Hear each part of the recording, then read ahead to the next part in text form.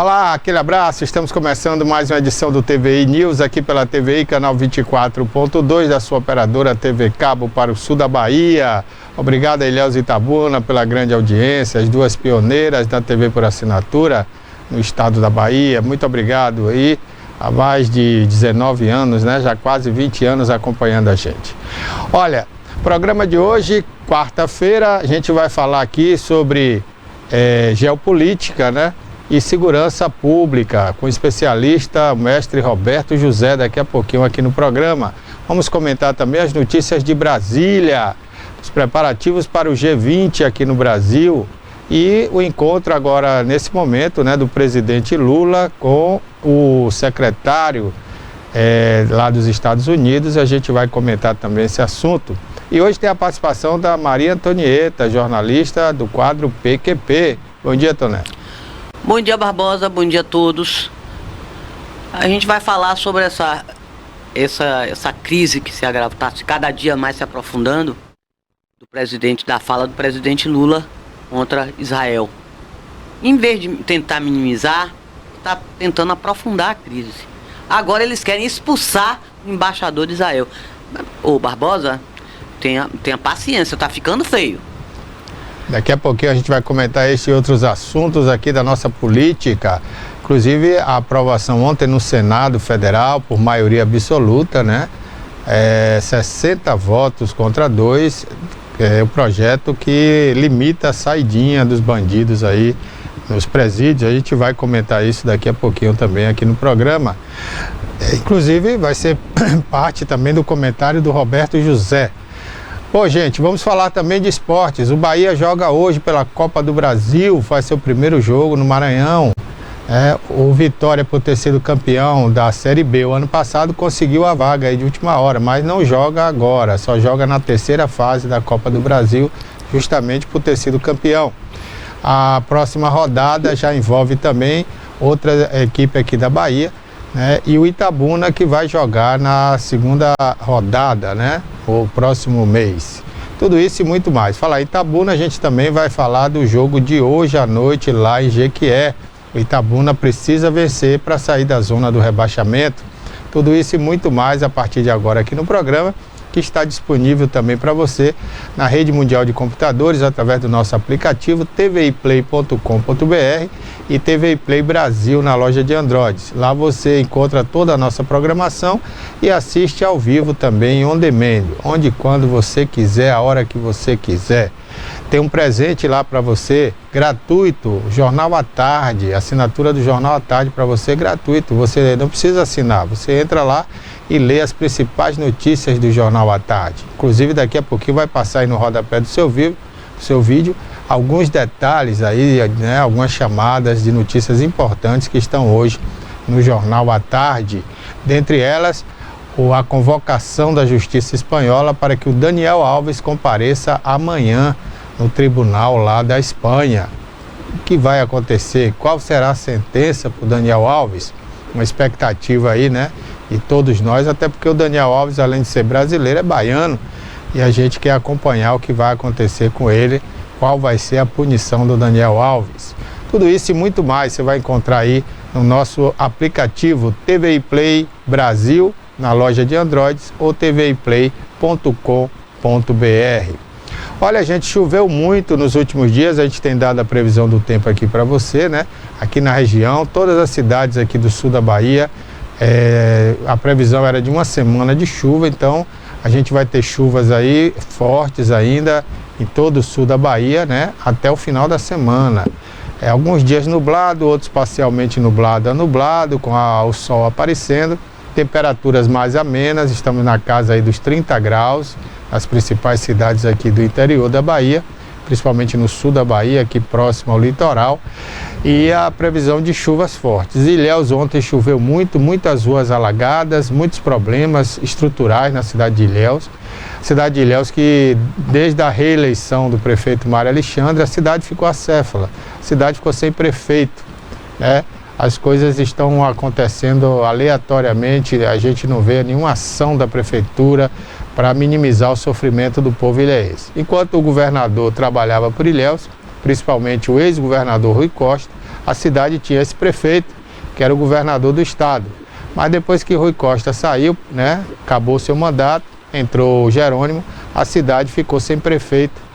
E o Marão, que foi reeleito pelo povo, apenas agradeceu e ficou lá em berço esplêndido, curtindo, né? E viajando sempre para acompanhar a sua esposa, que agora é deputada estadual em Salvador. Porque também pouco faz aqui pelo interior. Ainda não vi nenhuma ação da deputada Soane Galvão para o sul da Bahia. E esse pessoal vai querer se reeleger na próxima eleição, hein? Eu soube até que o atual prefeito, que parece que nem é mais prefeito de Ilhéus, vai querer também sair candidato a deputado. Então vamos ver, né, se o povo de Ilhéus mais uma vez vai dar essa votação que ele teve aí na reeleição. Que eu já achei estranho, né? Um prefeito que não fez nada e foi agraciado aí pelo povo de Ilhéus com a reeleição, mais em fruto da administração do Rui Costa do que dele próprio. Até porque ele faz parte, né, da base governista e o Rui Costa pediu voto para ele, o senador Otto Alencar, o deputado Paulo Magalhães, enfim, houve uma campanha pesada para a reeleição do Marão. Mas se não fosse isso, eu tenho certeza que ele não conseguiria a reeleição. E em Itabuna, né, as coisas não são muito diferentes. Nós tivemos um alagamento também naqueles condomínios lá, Gabriela, né, Jubiabá. E ali houve intervenções, inclusive da prefeitura recentemente, mas foram obras aí, pelo que eu vi, mal feitas, né? Não resolveram o problema ali dos condomínios. E nessas últimas chuvas aí, semana passada, a entrada do condomínio ficou completamente alagada. Então, Ilhéus, assim como Itabuna, né, as coisas estão deixando de acontecer, né, Toné? E as eleições estão se aproximando, né? Tá na porta, faltam 7 meses, né? Fevereiro mas faltam 7 meses para o 6 de outubro. E eu acho que esses gestores, lá em Ilhéus, o Marão não é candidato, não pode mais, né? Segundo a legislação. Mas ele pode apontar o sucessor. Mas também está com a moral em baixa. Aqui o prefeito tem direito a ser candidato à reeleição, mas está com a rejeição muito alta. Continua subindo e tá difícil, apesar de quer transformar Itabuna no canteiro de obras, apesar de que quem está dirigindo de fato direito Itabuna na questão de obras, no quesito obras, é o governador Jerônimo Rodrigues, porque recursos próprios mesmo, com do município, você não vê obra nenhuma, é só você verificar as placas todas que tem aí, só é o governo do estado. Então, quem tá mandando, quem está construindo aqui, não é o prefeito, é o governo do estado. Agora, você me fala todo dia, Barbosa, que o prefeito vai ter que receber dinheiro do Banco do Brasil, do Fundo da Plata lá de Bolívia, do Banco Boliviano. Cadê esse dinheiro? Já chegou? Vai aplicar que dia? Faltam 7 meses já para as eleições. Vai ter tempo de fazer as coisas, ou de concluir, pelo menos de concluir as obras? Não sei. Tá difícil. Olha, Toné, a gente tem procurado aí contato com a assessoria de comunicação da prefeitura, mas a gente não tem êxito. A última vez que eu consegui falar com o secretário de comunicação do prefeito Augusto Castro foi antes do carnaval. E ele tinha marcado, inclusive, que viria aqui na televisão para conversarmos, para ele passar as informações para a gente, mas não apareceu, como sempre, né? Ele marca, não aparece, e a gente não sabe de nada que acontece na prefeitura. Eu não sei nem se o prefeito está em Itabuna, para você ter uma ideia, né? E a gente não vê falar mais em obras, a gente não vê falar em nada. E para azar do prefeito, né, que deixou tudo para esse ano, as chuvas vão chegar com vontade agora, né? Vai chover aqui, por exemplo, até sábado, domingo dessa semana. E se continuar aquele cavado ali, né, passando aí pelo Brasil, aqui chegando ao Nordeste, essas chuvas podem até continuar, né? Porque é um encontro ali do cavado com uma formação em alto mar e acaba provocando essa chuvarada aqui no Nordeste do Brasil, principalmente ali entre o Sudeste e a Bahia e pouco também do Centro-Oeste do Brasil, né? E se isso continuar, essas chuvas aí me lembram uma vez também que o ex-prefeito Fernando Gomes deixou tudo para o último ano, asfaltou a cidade de última hora, correndo de madrugada, e veio a chuva e levou tudo, né? E eu tô achando que vai acontecer a mesma coisa esse ano. Então o prefeito pecou muito em deixar tudo para a última hora. A reforma do estádio eu não acredito mais que saia esse ano. A assinatura de serviço, da ordem de serviço, iria acontecer hoje, mas como o município está de luta oficial por 3 dias pela morte do Cocó, então só vai ser essa assinatura, a cerimônia vai acontecer na sexta-feira. Mas Eu acho que mais não vai ter tempo. Eu acho que mais importante do que uma assinatura é o prefeito trabalhar. Eu, sinceramente, eu sou contra esses eventos de oba-oba. Ah, vamos assinar. A assinatura não precisa de ninguém para assistir. Assinatura é coisa de... Isso é cerimônia para campanha. Isso é para campanha política. E o povo nós não estamos em campanha, nós estamos em final de governo, presta atenção. Quando o Rui Costa era governador, o povo de Itabuna assistiu essa assinatura também. O governador assinou que ia fazer essa obra, não fez. O outro governador entrou, e aí por retaliação, porque perdeu Itabuna nas eleições, ele também não quis fazer a reforma do estádio, né? E agora o prefeito que prometeu isso no ano passado, vem assinar essa ordem de serviço agora, no final do ano, quer dizer, no meio do ano, né? Nós estamos já em março, né? Praticamente, que fevereiro está acabando. E aí, será que essa obra vai sair com tanta chuva, com tanto problema?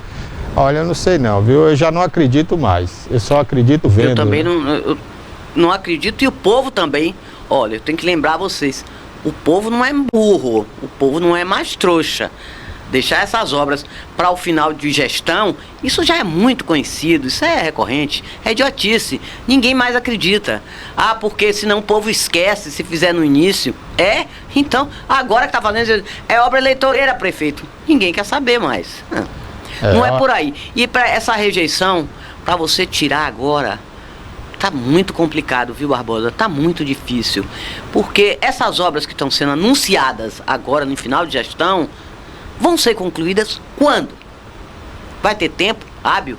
Tem aquele período de licitação, que é uma burocracia terrível, demorada, complexa. Então, não vai ter tempo. Vai ter dinheiro? Vai, mas vai ter dinheiro para aplicar nessas obras. Mas essas obras vão ser concluídas até outubro? Não acredito. Até o final da gestão, até dezembro? Não acredito. Não é por aí. Vai ser difícil. Vai ficar o dinheiro em caixa para o próximo. Eu acho que é. Pelo menos, né? Porque dinheiro a rodo vem aí. E outra coisa. E o prefeito não pode se queixar, porque teve muito apoio. O governo do estado apoiou muito aqui. E que não mereciam. Porque votaram em Neto aqui. E apanharam aqui. Foi uma derrota feia. Aqui, apanharam para candidato a governo. Apanharam aqui de Neto. Lá em Ilhéus também apanharam. Jerônimo não teve voto aqui. Jerônimo não teve voto em Ilhéus. E eles estão sendo realmente contemplados. Tanto aqui como lá. Mas não vai até o final do governo. Não dá tempo. Ou até as eleições não vai dar tempo. São obras eleitoreiras. É incrível, né? Como a gestão atual... não ajuda, né? O governo estadual ajudando tanto aqui Itabuna e Ilhéus, mais Ilhéus até do que Itabuna, né? Principalmente na área da saúde, e Itabuna, através da sua gestão, não se ajuda. Eu tenho dito aqui há 2 anos, né? E falta articulação política. Eu comentei aqui, Toné, até como se eu fosse um torcedor do prefeito, né? Torcendo para que ele conseguisse se reerguer perante a opinião pública, né? Reerguer a imagem dele. Mas ele parece que esse pessoal não quer ouvir ninguém, né?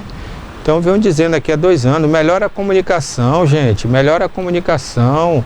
Vamos trabalhar, né? Vamos mostrar ao povo aí trabalho, força, vigor, tem dinheiro. Vieram esses 2 empréstimos, são 260 milhões à disposição de Itabuna. O que vai ser feito com esse dinheiro? Aí se falar em viaduto, ora, não dá tempo mais nem asfaltar bairro.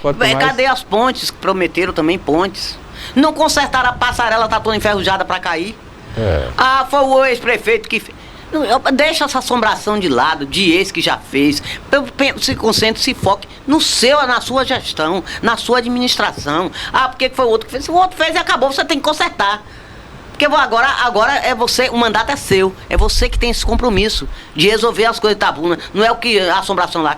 Fernando já morreu. Os outros já passaram, que não fizeram, também já era. É você que tá no governo. É você que está cumprindo o mandato. Cabe a você, a responsabilidade é sua. Então ficar dizendo, porque está enferrujado, não fui eu que fiz. Sim, daí a justificativa para não consertar? Não é. E outra coisa, viu? Segundo a denúncia aqui de Chico França, a empresa que montou aquela passarela entregou o produto que não foi o vendido. Vendeu um tipo de ferro e entregou outro, né? Material de qualidade duvidosa. Isso. Então, acho que aí caberia uma ação da Justiça também, né, da Prefeitura. Cadê o Ministério Público? O Ministério Público só funcionava na gestão anterior, que aí todo dia estava na Prefeitura. O Ministério Público hoje faz vista grossa, né? Os prefeitos, não só de Itabuna, não, os prefeitos aí de várias cidades fazem coisas erradas aí todo dia, abertamente, muita gente sabe e ninguém quer ver nada, ninguém quer falar nada. Aliás, depois da reviravolta, né, da Lava Jato no Brasil, hoje os prefeitos estão aí soltos, estão fazendo o que querem, né? Mas enfim, vamos cobrar aqui depois, né, do Ministério Público, porque se fiscalizava tanto antes e agora não se fiscaliza mais, né? Agora fazem vista grossa, né? Bom, gente, vamos falar agora. O Roberto já está online com a gente aí? O mestre Roberto José está aí com a gente. Roberto, prazer tê-lo aqui de volta. Você que é um especialista em segurança pública, Roberto. E hoje o assunto mais discutido aí no Brasil, né, além da questão do presidente Lula, é a fuga, né, também lá em Mossoró, num presídio de alta segurança, né? Segurança máxima. E, Roberto, eu gostaria de saber de você o seguinte: você que é especialista, você que é um homem da segurança pública, como Roberto, que dois bandidos em celas isoladas conseguem se comunicar a ponto de fazer uma fuga no mesmo horário, do mesmo jeito, né? E no caminho da fuga ainda encontrar um alicate para cortar um alambrado. Muita coincidência, né? Para o meu gosto, pelo menos, eu acho muita coincidência. Como é que você vê tudo isso, Roberto? E você acredita que esses homens ainda estão em território de Natal? Porque ali os estados são muito próximos, né? Você tem o Ceará ali do lado, tem outros estados ali, e eu não acredito mais que eles estão ali por perto ainda. O que é que você acha como especialista? Bom dia e obrigado mais uma vez. Bom dia, meu amigo Barbosa, bom dia, Toné, satisfação estar com vocês aqui mais um momento, né? Bem, essa fuga, ela traz, Barbosa, uma série de implicações, né? Primeiro que foi uma fuga no presídio de segurança máxima, em que esses homens estavam no RDD, que é o regime disciplinar diferenciado. Em sendo um presídio de segurança máxima, o que é que a gente observa? Você tem toda uma logística e estrutura voltada a dar segurança, a fazer com que essas pessoas que estejam nesse presídio estejam numa situação de mais completo isolamento. Então, você tem todo um protocolo para recebimento desses presos. Quando esses presos vão falar com seus advogados, ou quando tem, em boa parte que está no RDD, não tem visita de familiares, mas a assistência do advogado tem que ter. Até na assistência do advogado, que a gente chama de parlatório, você tem um vidro que bloqueia o contato físico, mas eles falam através de um instrumento que é monitorado, né, de videofone.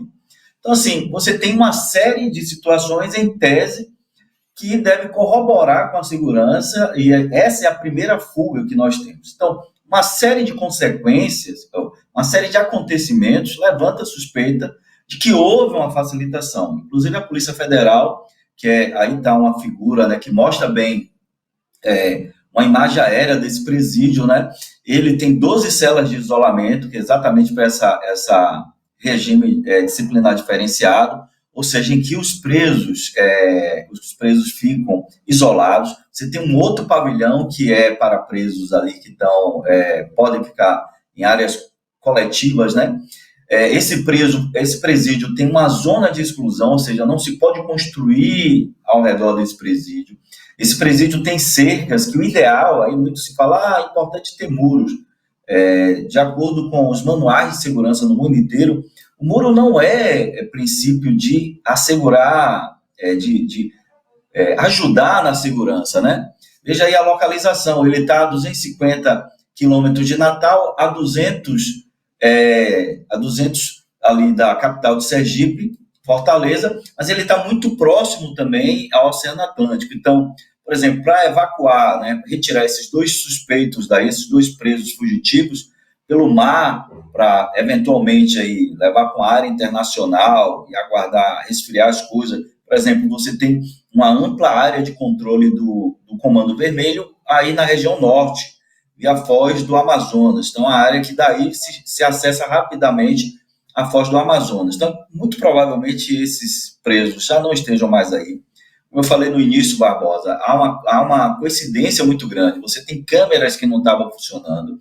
Como você bem disse, o sujeito avança tudo isso, consegue quebrar, né, consegue fazer um buraco na cela, os dois isoladamente, acessam ao alçapão do telhado, e a partir do telhado desce para uma área, e para pular a cerca, simplesmente tem um alicate ali, ele vai e corta. Então, há muita coincidência, muito provavelmente deve ter havido facilitação. A Polícia Federal está investigando. Esse acontecimento leva a Polícia Penal Federal, né, uma nova polícia que nós temos no Brasil, foi criada há menos de 5 anos, tem a Polícia Penal estaduais, cada estado tem a sua, obviamente precisa criar, a Bahia foi criada ano passado, mas a Polícia Penal Federal, junto com a Polícia Federal, já estão investigando, e há um indício grave de facilitação nessa fuga, né? Essa é a primeira fuga que aconteceu nos presídios federais, de segurança máxima. Muito provavelmente os protocolos de segurança desses presídios sejam revisados. Inclusive, muito se fala de construir muralhas. Eu acredito que muralha não é sinônimo de segurança, pelo contrário, o que se faz dentro do presídio, do lado de fora, você não enxerga nada. Os presídios de segurança máxima dos Estados Unidos são construídos nesse mesmo formato, com cercas.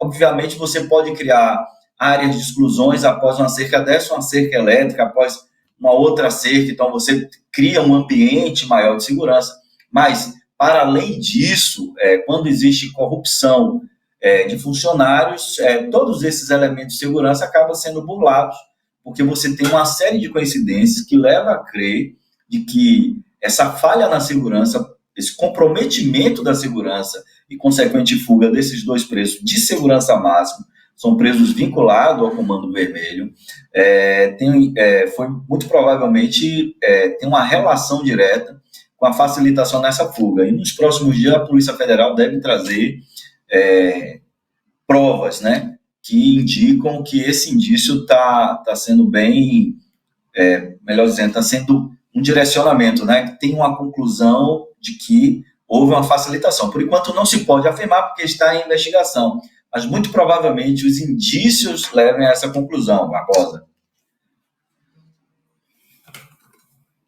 Surgem várias teorias, né?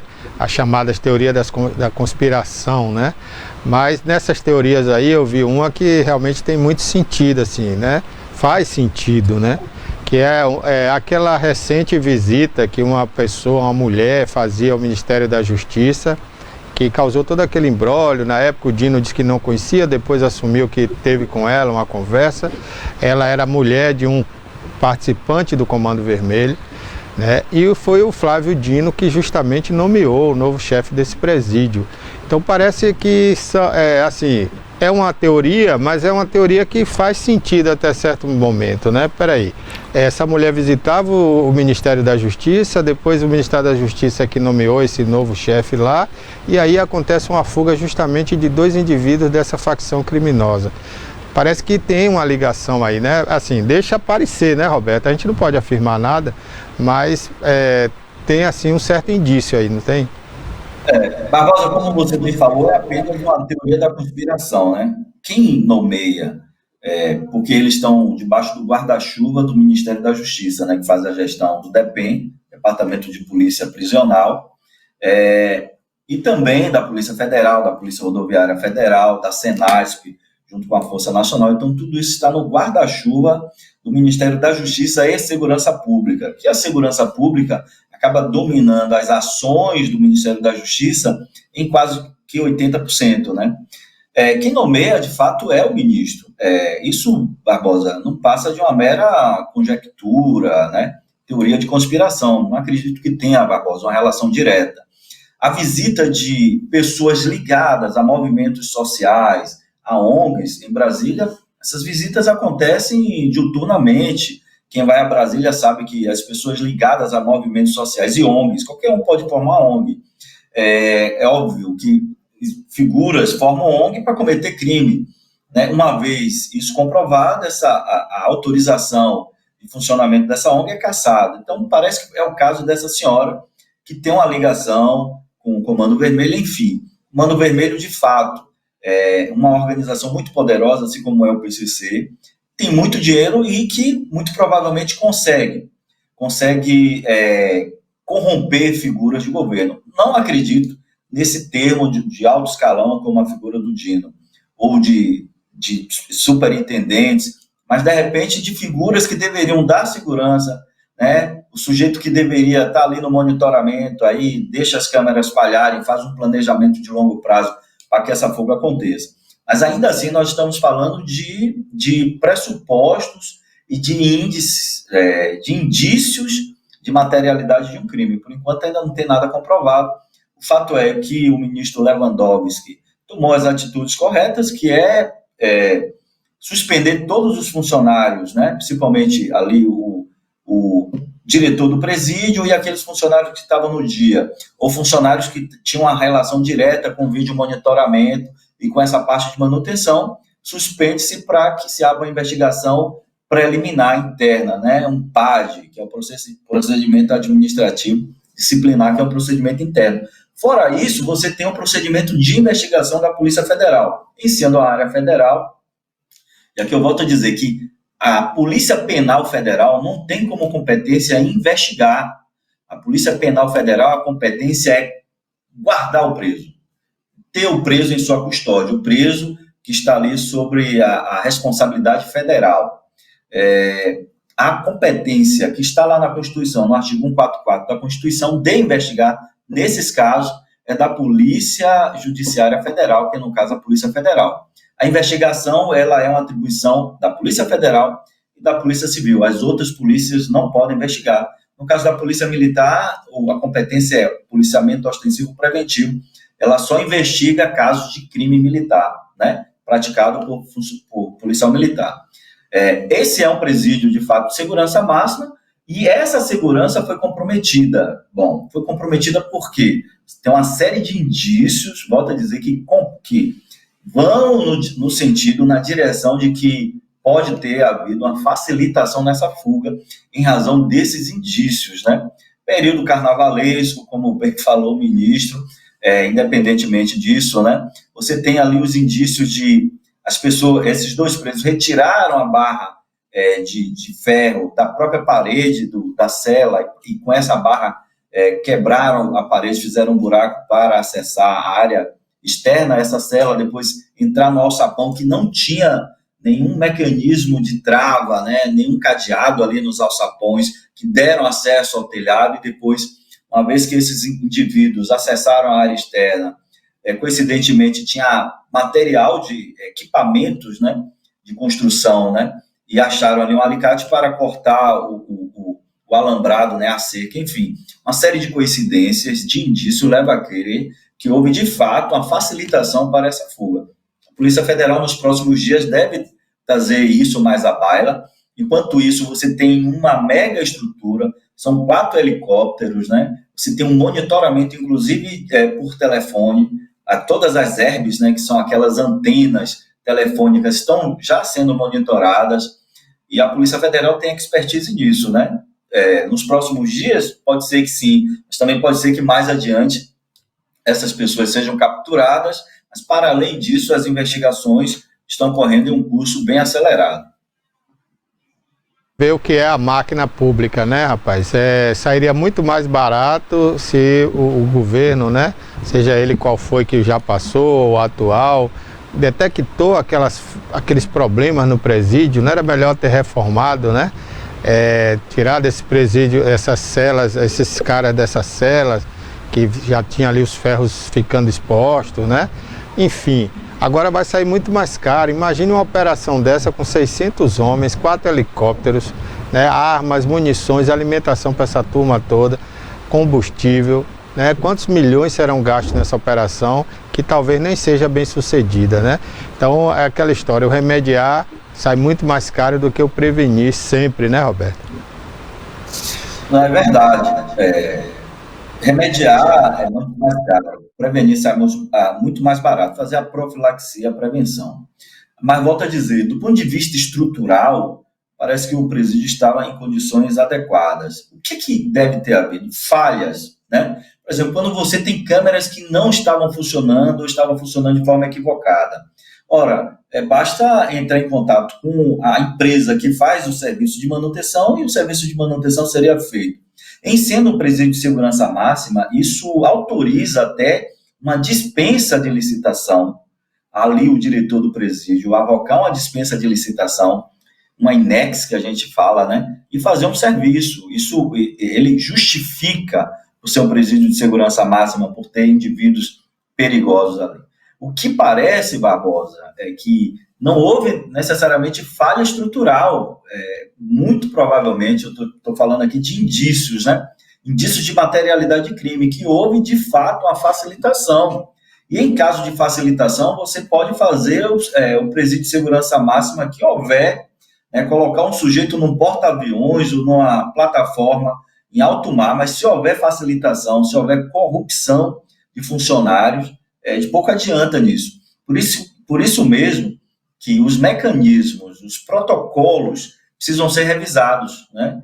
Por exemplo, quando é que eu sei que uma câmera está falhando? É possível eu ter um sistema de monitoramento externo aos presídios, que pode estar vinculado a Brasília, e eu daqui de Brasília saber que eu tenho um problema em uma câmera? É possível, eu posso fazer o monitoramento. E eu fazer um acompanhamento externo a isso e acionar daqui de Brasília para que se faça a manutenção. Então, esses protocolos de segurança, eles passam, a partir de agora, a passar por total revisão. Já foi determinado pelo ministro Lewandowski a revisão total dos protocolos desses presídios de segurança máxima. Né? Ontem o Senado aprovou, por maioria absoluta, o texto, né, de relatoria aí do Sérgio Moro, o senador Sérgio Moro, para coibir aquelas saidinhas que ultimamente tinham resultado aí em várias mortes, inclusive uma morte trágica, né, do policial em Minas, um sargento que foi baleado na cabeça, né, e isso trouxe muita revolta aí, foi a gota d'água. Mas o governo já ameaça aí, sinaliza, né, a vetar isso aí, né. Então, como é que você vê essa medida? Segundo o IBGE, que tem falhado muito nas últimas estatísticas, né? O IBGE diz que 5% apenas não retornam nessas saidinhas.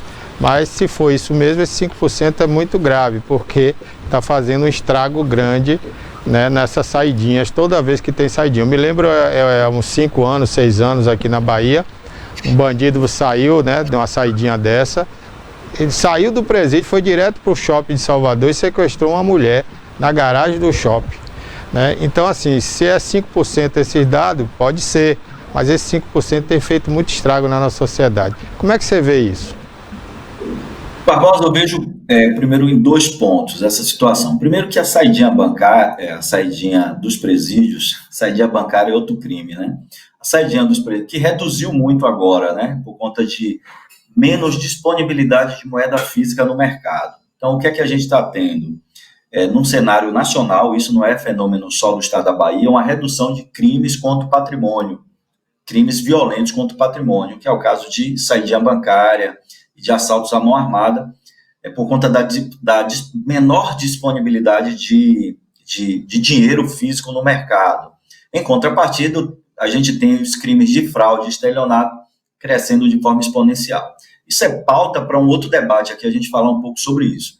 Mas voltando à questão da saidinha dos presídios, o primeiro ponto é que é importante a saidinha, porque você estimula o preso a ter bom comportamento do presídio, porque só tem direito à saidinha nesses períodos específicos os presos em bom comportamento. Esse é um ponto. O segundo ponto, Barbosa, e que eu sou a favor, é o critério dessa saidinha. Você não pode colocar um criminoso que está cumprindo pena por crimes gravíssimos da saidinha bancária, né? Da saidinha do presídio, melhor dizendo. Então, isso precisa ser revisto. E até onde eu vi, o projeto de lei que já foi aprovado na Constituição e Justiça do Senado vai nesse sentido de reavaliar essas saidinhas, proibir essa saidinha aí no atacado, né? Colocar de forma mais completa centenas e milhares de presos na saidinha, em que uma parte se volta a cometer crime. E aí a gente tem estatística do mundo, né? Não é só do Brasil. Boa parte dos presos dos sujeitos que entram no sistema de presídios, eles acabam retornando a cometer crime. Por isso eu falo sempre da importância, Barbosa, da gente fazer a prevenção primária à violência, que é dar ao jovem condições de ter uma escola de qualidade, de ensino integral, de tempo integrado, enfim. A prevenção primária é muito mais barata e é muito mais eficaz do que deixar que um jovem acabe acessando o presídio por crimes diversos. Mas é preciso, sim, de fato, revisar essas saidinhas. E aí você cita o caso de alguns, e aí são fatos isolados, né, que todos aconteçam, esses crimes violentos, de pessoas que saíram. E aí eu trago dados estatísticos de Itabuna, que a gente estava conversando esses dias com o pessoal de ressocialização do presídio aqui, que se tem a falsa ideia de que a grande maioria dos presos que saem não retornam, né? Não é verdade. A estatística do IBGE, ela corrobora um pouco com a estatística nossa, que vai de 3% a 5%, de 2% a 5%, a depender do período, não volta, mas sua maioria absoluta, chega a 98%, 97% daqueles que saem retornam.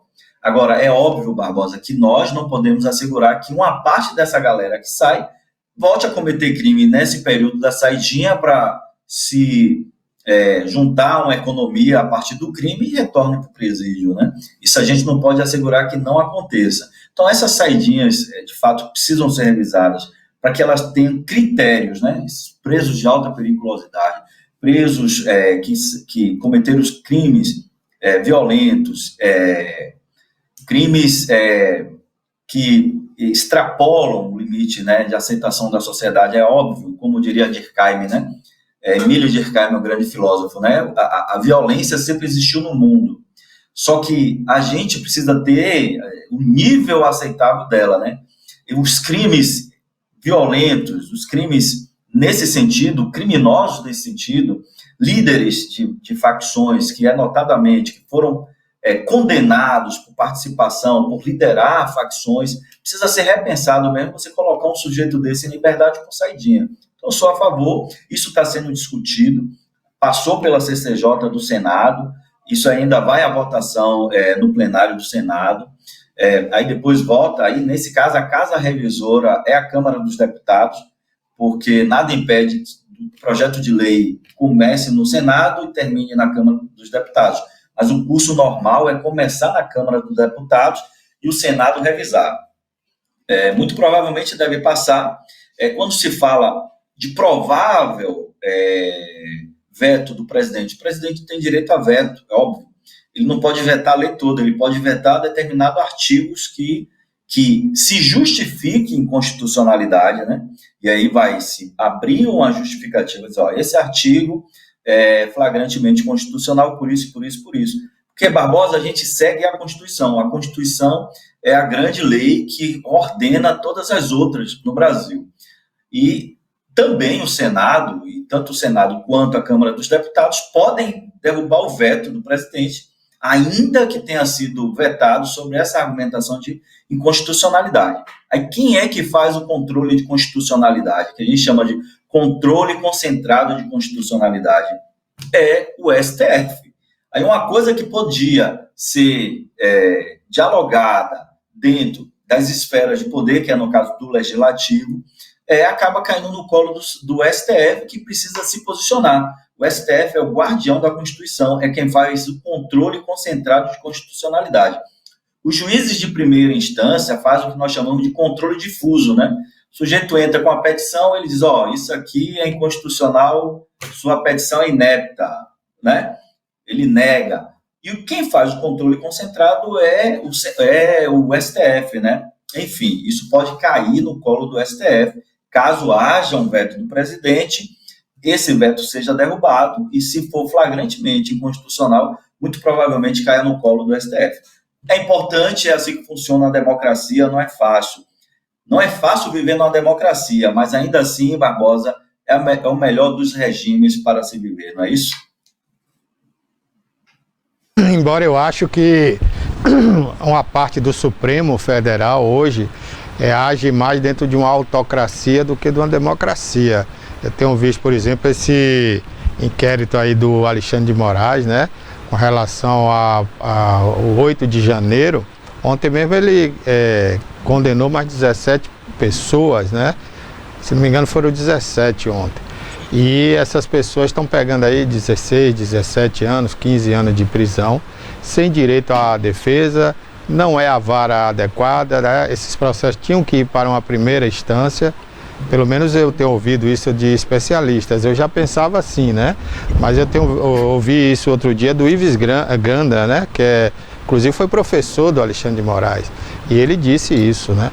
Que a instância correta seria a primeira vara, onde esses presos seriam julgados, condenados, se fossem condenados, e teriam direito à defesa, iam para a segunda instância, até chegar à terceira instância. Ou seja, o devido processo legal. E aí você falou há pouco que realmente o Supremo Tribunal Federal, o papel dele, segundo a Constituição Federal, seria de guardar a Constituição, mas essa Constituição, por várias vezes, não foi sequer reconhecida lá dentro do Supremo Tribunal Federal. Mas enfim, né? Eu digo aqui sempre, Roberto, nós estamos engatinhando, né? Nós somos um país muito pequenininho, ainda estamos tomando mingauzinho, né? Não temos nem estrutura para mastigar um osso. Então o Brasil ainda vai passar por muita coisa até se aprimorar dentro dessa democracia, né? Que eu acho que até a gente chegar a uma democracia como na Europa, nos Estados Unidos, ainda vai levar muito tempo, né? Pelo menos é a minha opinião, não sei se você concorda. Não, isso é verdade. Agora, Barbosa, o direito, a beleza do direito, quem fez direito, quem não fez, aconselho que faça, exatamente permitir essas discussões, né? Discussões sejam doutrinárias ou discussões jurisprudenciais. O que o ministro Alexandre está fazendo é jogar com a regra do jogo, então ele não está inventando nada. Tudo que ele está fazendo está dentro das normatizações e da regra do jogo, dentro da legislação. No caso específico, o STF acabou sendo vítima. Em sendo vítima, abre uma porta para que esse processo seja, ele não passe pela primeira instância. A primeira instância seja o próprio Supremo, e aí dentro do Supremo você tem as instâncias recursais, e aí acaba sendo primeira e segunda instância, né, que a gente chama de duplo grau de jurisdição. Só que o Alexandre de Moraes acabou sendo uma espécie de relator. Ele relata, faz o relatório, e isso vai para a Câmara, né? Tem duas câmaras lá dentro, a primeira e a segunda, e quem vai decidir por votação são os ministros dessa Câmara. É assim que acontece, ele está jogando com a regra do jogo. Eu concordo com você quando diz que o Brasil ainda está engateando. Nós somos uma democracia recente. Barbosa, eu ainda estou assistindo uma série que é sobre o Simão Bolívar, né? E tem um aspecto histórico interessante, mas uma das coisas que chama a atenção é a questão da escravização. Ora, o Brasil foi o último país do mundo a fazer sua declaração de libertação dos escravos. Notem que, ainda assim, essa declaração de escravos, e aí tem uma relação direta com essa democracia jovem, né? A gente tem uma série de coisas do passado que não foi resolvida, né? E aí a gente tem implicações no presente em razão disso. Ora, nós fomos o último país a fazer isso, nós fomos o maior país a recepcionar mais pessoas escravizadas, não são escravos, são pessoas escravizadas, que foram trazidas aqui e obrigadas a trabalhar sob sol a sol, em condições absolutamente deploráveis. A nossa colonização ela foi extremamente violenta e machista, né? Sob a ordem de Portugal. E quando se fez a declaração de libertação dos escravos, nós sabemos, Barbosa, que não foi uma libertação, foi apenas e tão somente uma desacorrentação. Se quebrou apenas os agrilhões, né? Não se libertou. Essas figuras, né, os nossos irmãos, nossos descendentes escravizados, foram colocados à margem do setor produtivo, né? E pior ainda, nós vivemos um processo de branqueamento da população brasileira com a importação de europeus para essa força de trabalho que era dos escravizados. Então, assim, o Brasil é um país que tem um perfil histórico extremamente perverso.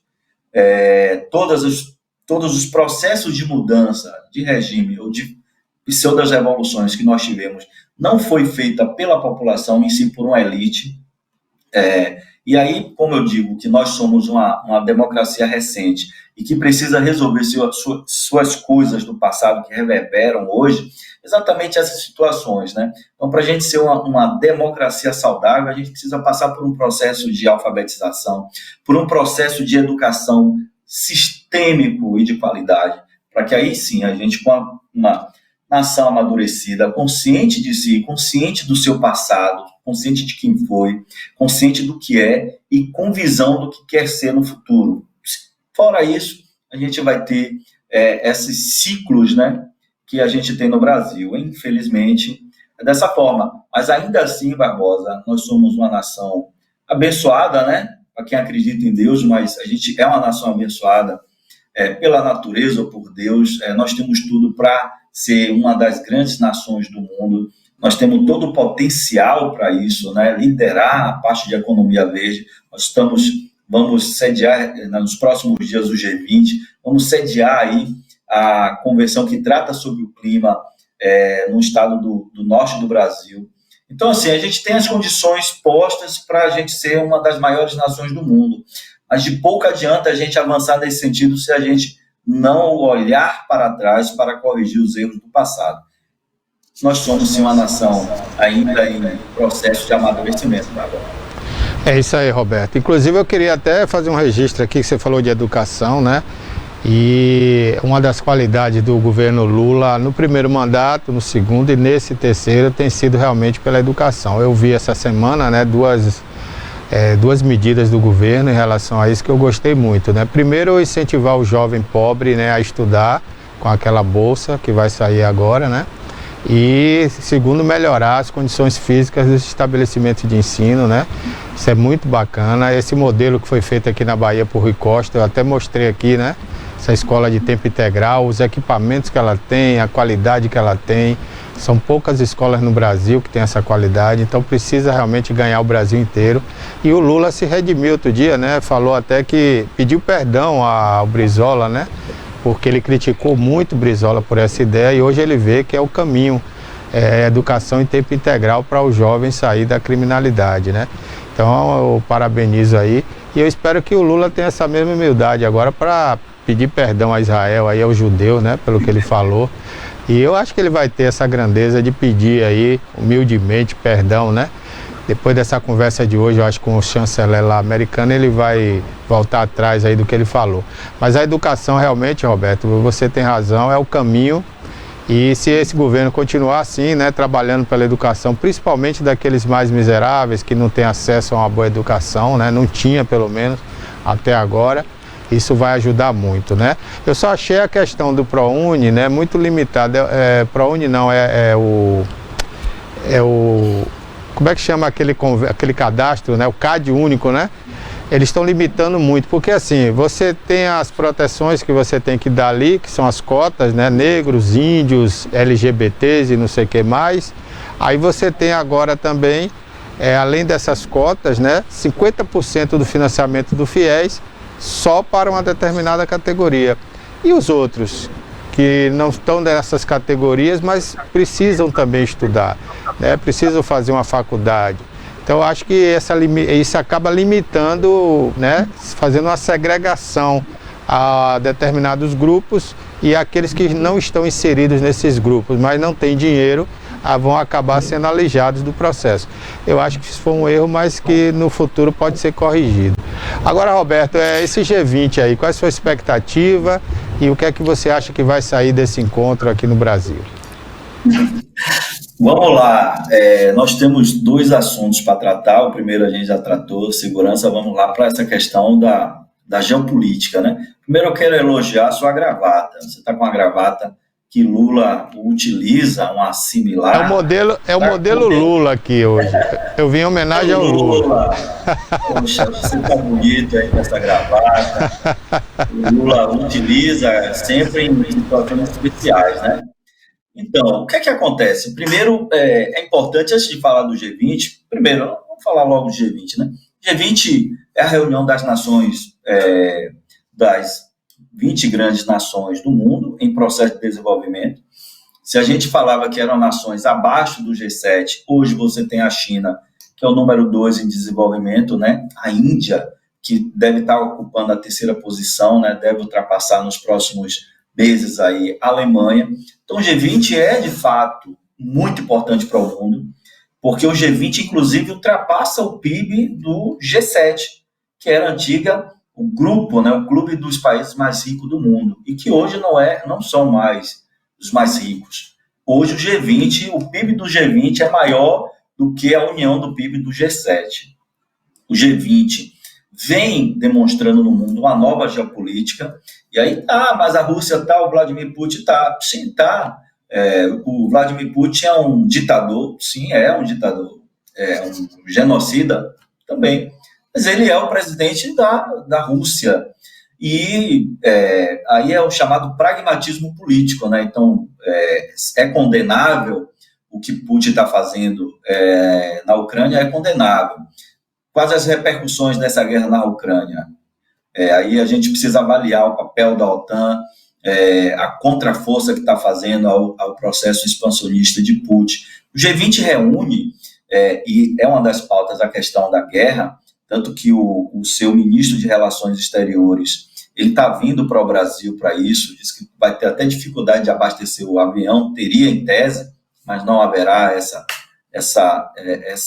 esse problema, porque você tem outras formas de fazer rota.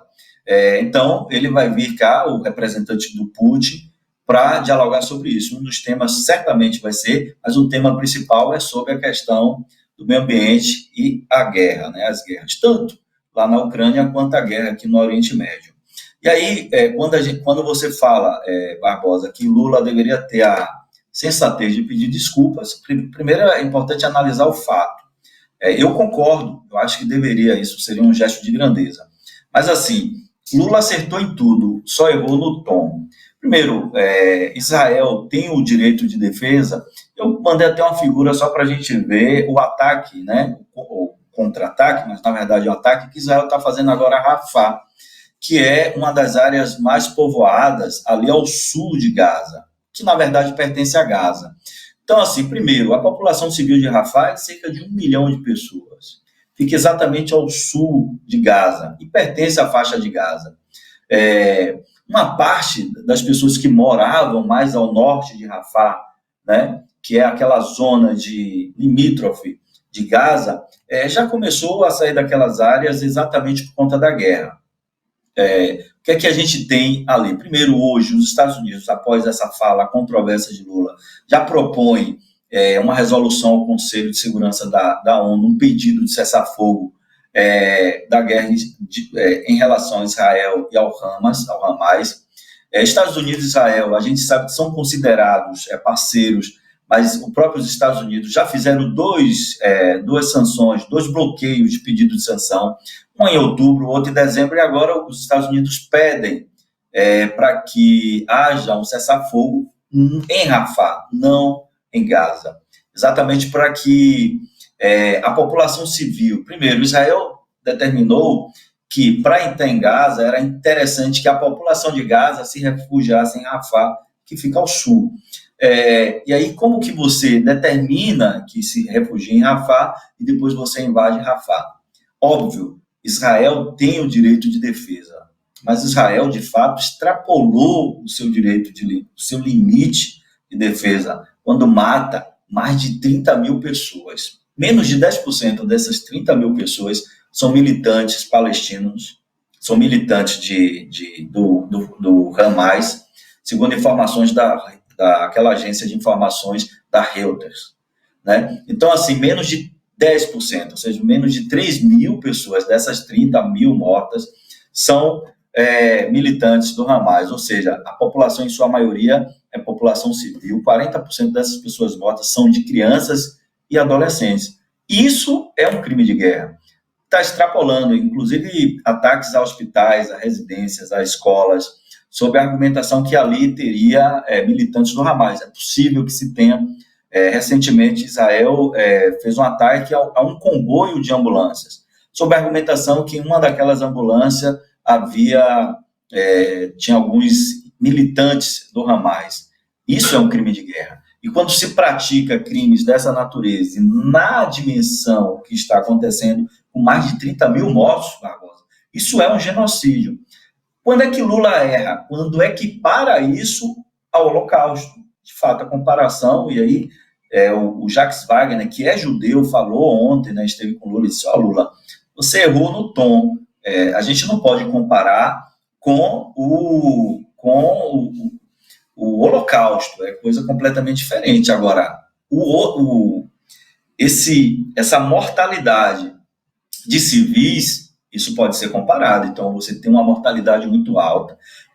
Israel extrapola o seu direito de resposta em guerra, né? É óbvio, foram mortos 1.200 judeus naquele ataque do ano passado do Hamas. O contra-ataque já matou muito mais. Se você olhar as imagens aéreas do que era a faixa de Gaza antes do contra-ataque de Israel, do que é hoje, a faixa de Gaza está completamente destruída. Uma parte dessa população que se refugiou ao sul, que é a cidade ao sul, as pessoas em Rafah estavam ali asseguradas sob determinação. Olha aí o mapa, né? Na verdade, volta. Aquela figura é uma imagem aérea, eu tirei recente, inclusive tive dificuldade de achar no Google imagens que evidenciassem o Rafah e a faixa de Gaza. Não sei, de repente a inteligência artificial não permitiu, mas aí eu fui no Google Earth e tirei uma foto dessa área. Então, Rafah fica aí ao sul de Gaza e pertence a Gaza. Então, a população ela se refugiou em Rafah. E agora Israel invade o Rafah com uma perspectiva com bombardeios aéreos e invasão terrestre, né, com tanques e a infantaria da Força de Defesa de Israel, que é assim que ele chama suas Forças Armadas, com a perspectiva de milhares de pessoas morrerem, de milhares de jovens, adolescentes e crianças morrerem nessa operação. Então, os Estados Unidos propõem, a próxima reunião deve propor, um cessar-fogo em Rafah, não em Gaza, para que se proteja essa população civil. Então, assim, há uma extrapolação, Lula erra no tom, não dava para comparar, porque, de fato, é uma comparação injusta, porém, a gente está assistindo um genocídio de uma população na faixa de Gaza, e isso precisa, as Nações Unidas, que foram desmoralizadas nos últimos anos, inclusive com a invasão dos Estados Unidos ao Iraque, sob a argumentação que se tinha ali arma de destruição em massa, e depois a gente verificou que não se tinha nada disso, e o Iraque está destruído, o berço da civilização persa, né? A gente teve uma perda histórica muito grande com essa invasão e com a destruição desses artefatos históricos. Então, a ONU está desmoralizada nesse sentido, mas ainda assim a ONU é preciso ter um cessar-fogo para que a população civil saia dali. Agora, para onde, né? Vai para o Egito, logo ali você tem o deserto do Sinai, né? Claro que com veículos você consegue transportar essas pessoas, mas vai se fazer o quê? Há um genocídio, o erro de Lula é no tom de comparar. Agora, eu acredito, Israel também erra quando declara Lula persona não grata, ou quando leva seu embaixador exatamente para o Museu do Holocausto, e ali numa fala judaica, né, na língua judaica, tem um discurso incitando, né, não necessariamente citando, mas um discurso corrigindo, né, redarguindo o nosso relações que estava lá, né, diplomática lá em Israel.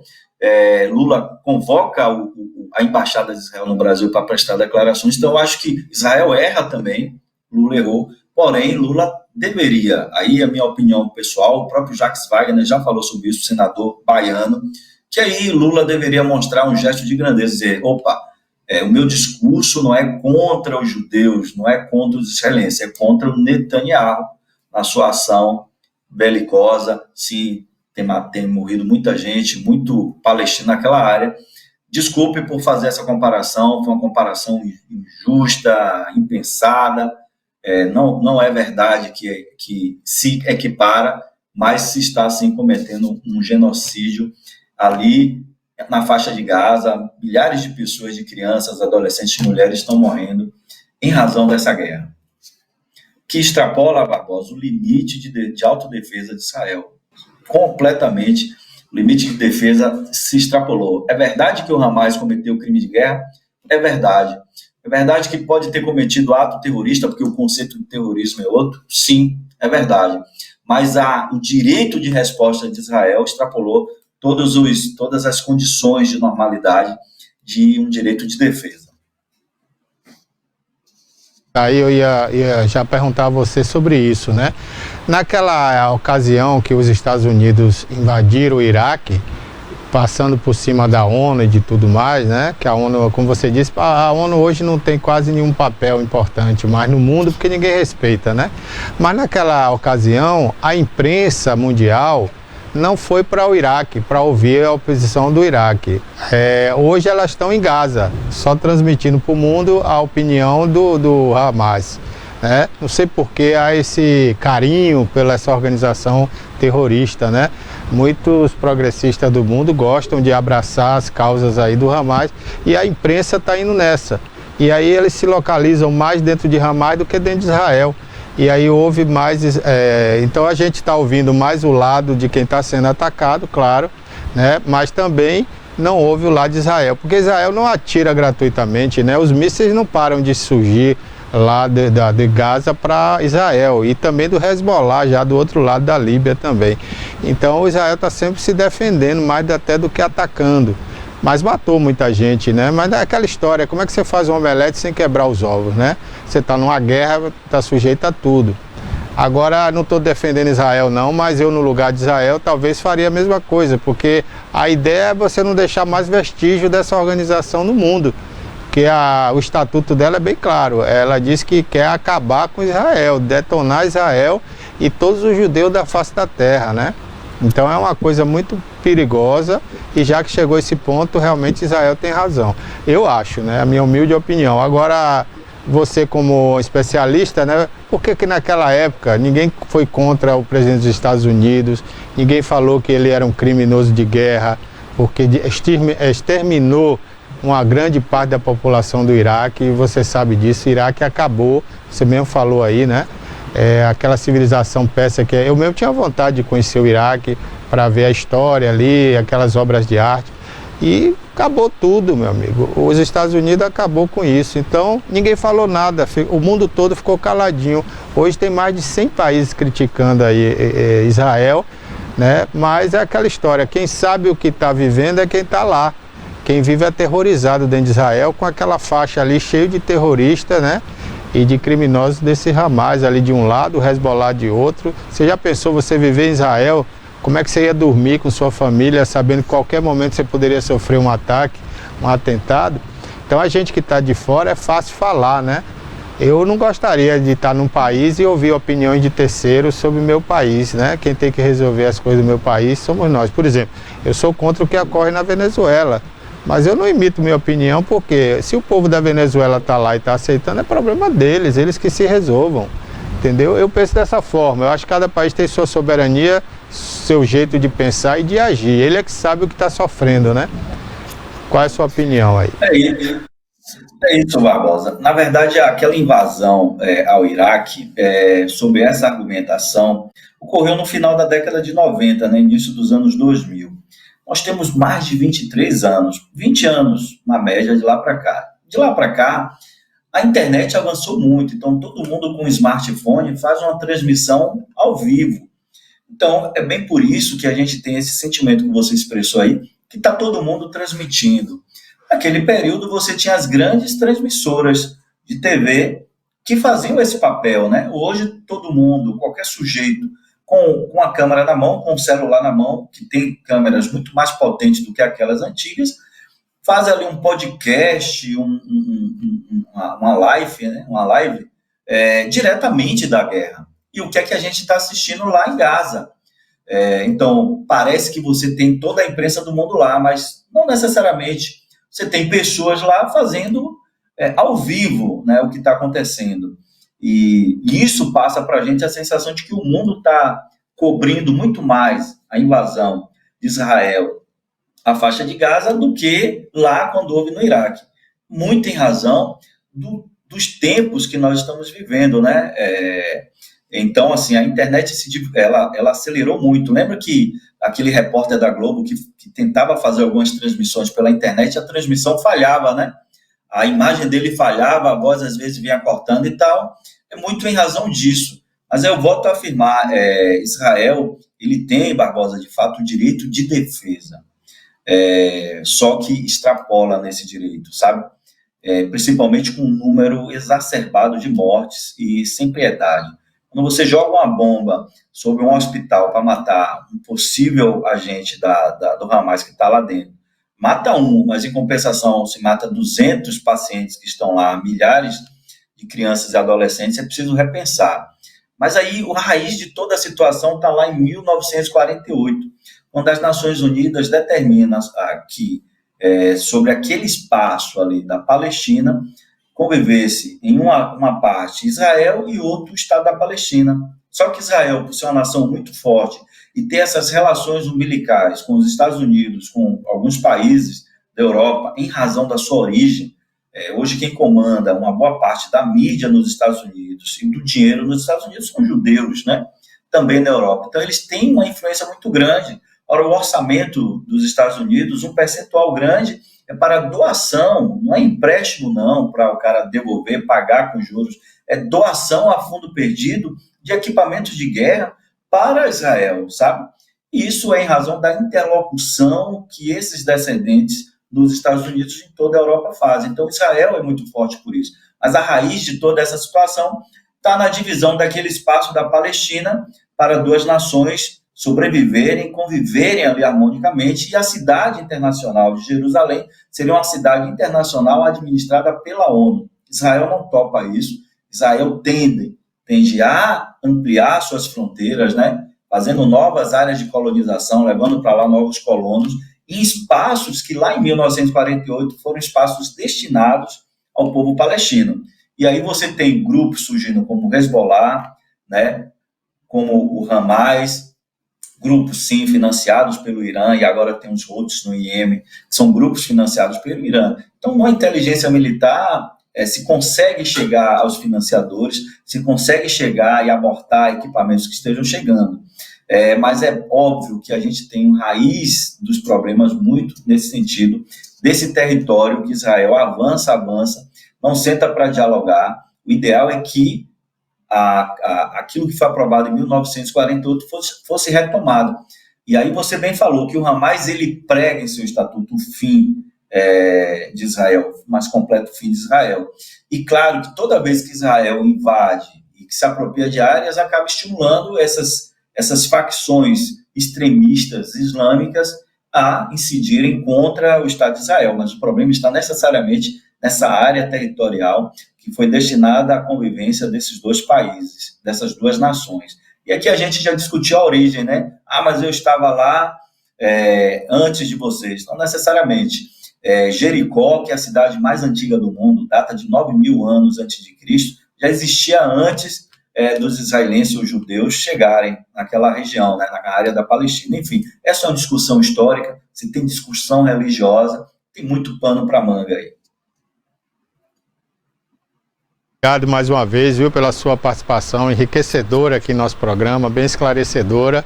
Você que, além de geopolítico, né, entende da geopolítica internacional, também é especialista em segurança pública e enriquece muito aqui a nossa informação. Muito obrigado, Roberto, mais uma vez. Valeu, meu amigo. Um forte abraço e até a próxima. Até a próxima. Bem, gente, olha, vamos para os destaques aqui de hoje do Jornal à Tarde, né, nosso parceiro. Parque de diversões onde a jovem perdeu um braço, perdeu um braço, começa a ser desmontado lá no subúrbio de Salvador. Desabafo, mulher de pole faz post enigmático na internet, na web. Família fazendeira de maconha vira alvo da Polícia Federal em Feira de Santana. Matéria interessante aqui, inclusive com imagens aéreas, né, que a polícia fez da fazenda. Pacheco critica o presidente Lula pelas suas declarações e pede que ele se retrate. Embaixador de Israel poderá deixar o Brasil a pedido do governo federal. Fuga em Mossoró completa uma semana. A busca tem apoio da Força Nacional. A gente comentou agora aqui com o Roberto José esse destaque aí. Julgamento de juíza que homologou fundo da Lava Jato pode retornar. Epa, deixa eu ver aqui. O Alexandre de Moraes volta a negar pedido para adiar depoimento de Bolsonaro. Ele vai ter que depor amanhã na Polícia Federal. O depoimento vai ser simultâneo, mas o advogado do Bolsonaro, Toné, disse que ele não vai responder nada, vai permanecer em silêncio, em protesto com as decisões aí do Alexandre de Moraes e não acesso à defesa. O advogado não está tendo acesso ao processo e com isso não pode fazer a defesa. Então, como ele não tem conhecimento do processo, ele não quer que o seu cliente deponha, fale alguma coisa que pode se comprometer, né? Mas é um direito dele, né? De ficar calado.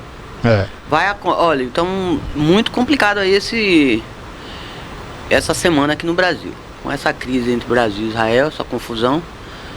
Temos também o pessoal do G20 aqui, os ministros de Relações Exteriores de vários países, o G20, vão estar reunidos aqui no Rio. E tem também o depoimento do ex-presidente Bolsonaro. E tem ainda a manifestação marcada para a Avenida Paulista, domingo, dia 25. Muita coisa poderá acontecer. O Brasil está prestes a... está fervendo. Pode explodir aí a qualquer momento, alguma bomba aí, alguma coisa aí que venha, não é? Tomara que não atinja os nossos principais, os alicerces da democracia, que infelizmente... Agora, Toné, você não acha que pode ser também perigoso esse evento que vai acontecer na Paulista, final de semana? Porque se não der muita gente, né? Porque o pessoal está acovardado, né? O pessoal está com medo devido às prisões da Papuda. Inclusive, eu acho que essas condenações que Alexandre de Moraes fez ontem foi mais apressadamente, inclusive, né? Eu acho que é mais uma forma dele amedrontar as pessoas a não irem para a rua. E se essas pessoas não forem para a rua, vai mostrar uma fraqueza grande para Bolsonaro, né? Mas ninguém vai voltar atrás, não vão voltar atrás. Porque seria realmente um reconhecimento de fraqueza. E ninguém vai voltar atrás. A gente tem que medir mesmo, tem que deixar acontecer para a gente medir. Porque polarizou, Barbosa, está muito polarizado mesmo a situação política no país.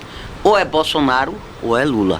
Então, e para Lula mesmo já disse em alto bom som, a prioridade é deixar que a polarização domine o cenário político. Então, se é assim, vamos para frente, vamos ver quem tem bala na agulha, né? Faltam 2 anos para 2026, exatamente. E Bolsonaro está inelegível, não é candidato, porque é o que eu falo, a assombração. Por que o medo dele? Ninguém tem que ter medo dele. Tem que ir em frente, tem que enfrentar mesmo. A gente tem que medir. O povo brasileiro é que é sábio. O povo brasileiro é quem vai votar, é quem decide quem é o melhor e quem realmente não merece o voto. É por aí. É o povo que decide.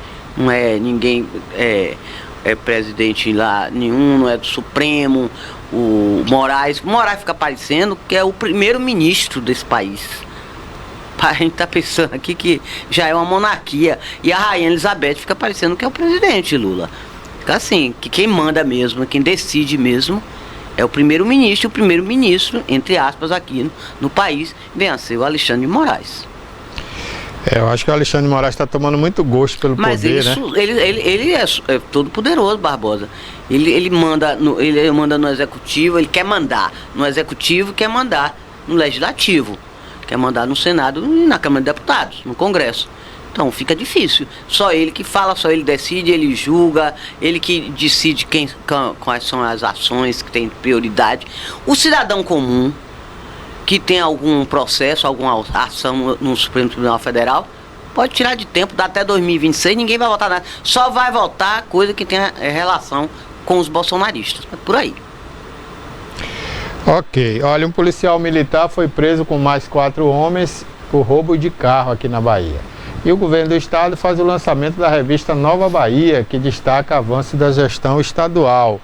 O secretário de Comunicação, André Curvelo, foi a grande figura ontem no lançamento dessa revista. Vamos conferir a matéria aí.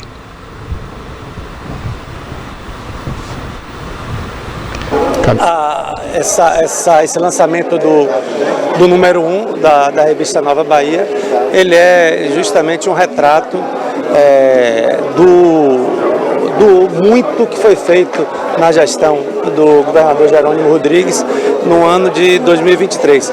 E é como você falou, representa a responsabilidade, representa a prestação de contas, representa uma responsabilidade que a gente tem de prestar conta sob a orientação do governador, de estar sempre prestando conta à sociedade sobre todos os aspectos da gestão pública na Bahia.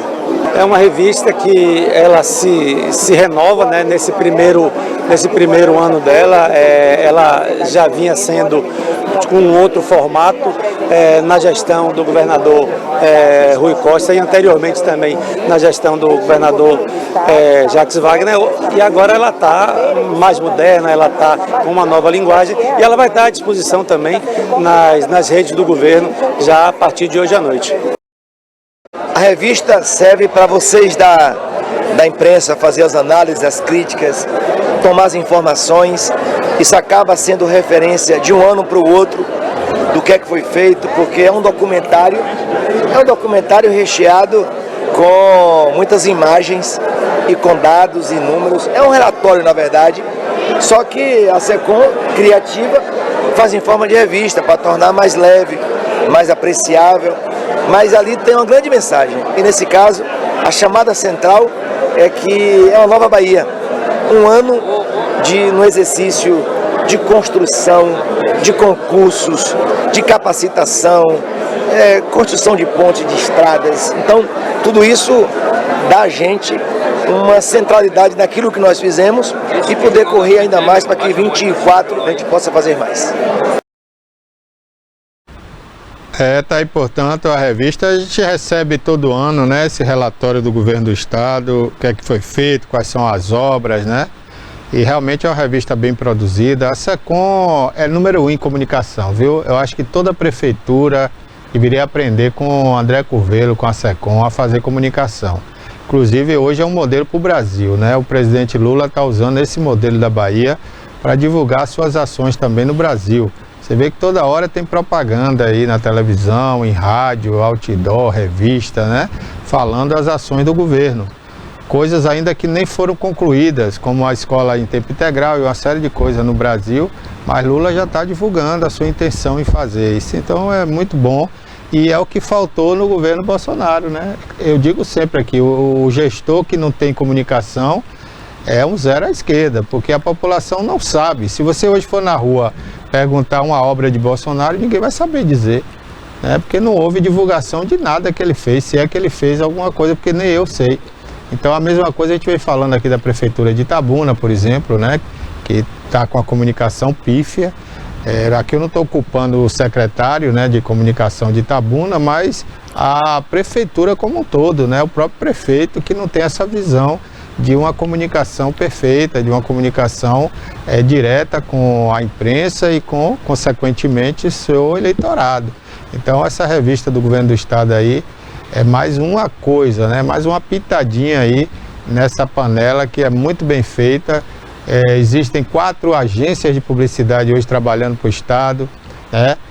Agências competentes, empresas que produzem para o governo do estado publicidade muito de alta qualidade. Olha aí, ó, mostrando a fábrica de automóveis, né? A BID, que está ali em Camaçari, projeto da ponte. Então, tudo está aí nessa revista. E está também na mídia em geral, na televisão, no rádio, no cinema. É assim que se trabalha, né? Prestando contas à sociedade, mostrando o que tem que ser mostrado, né, Toné? É aquela história, se você não mostra, como é que as pessoas vão saber, né? Na comunicação vai bem. Agora, tem um embrólio aí, Barbosa, sobre a educação. Sim. O Jerônimo Rodrigues baixou aí um decreto sugerindo aos professores para aprovação em massa de alunos.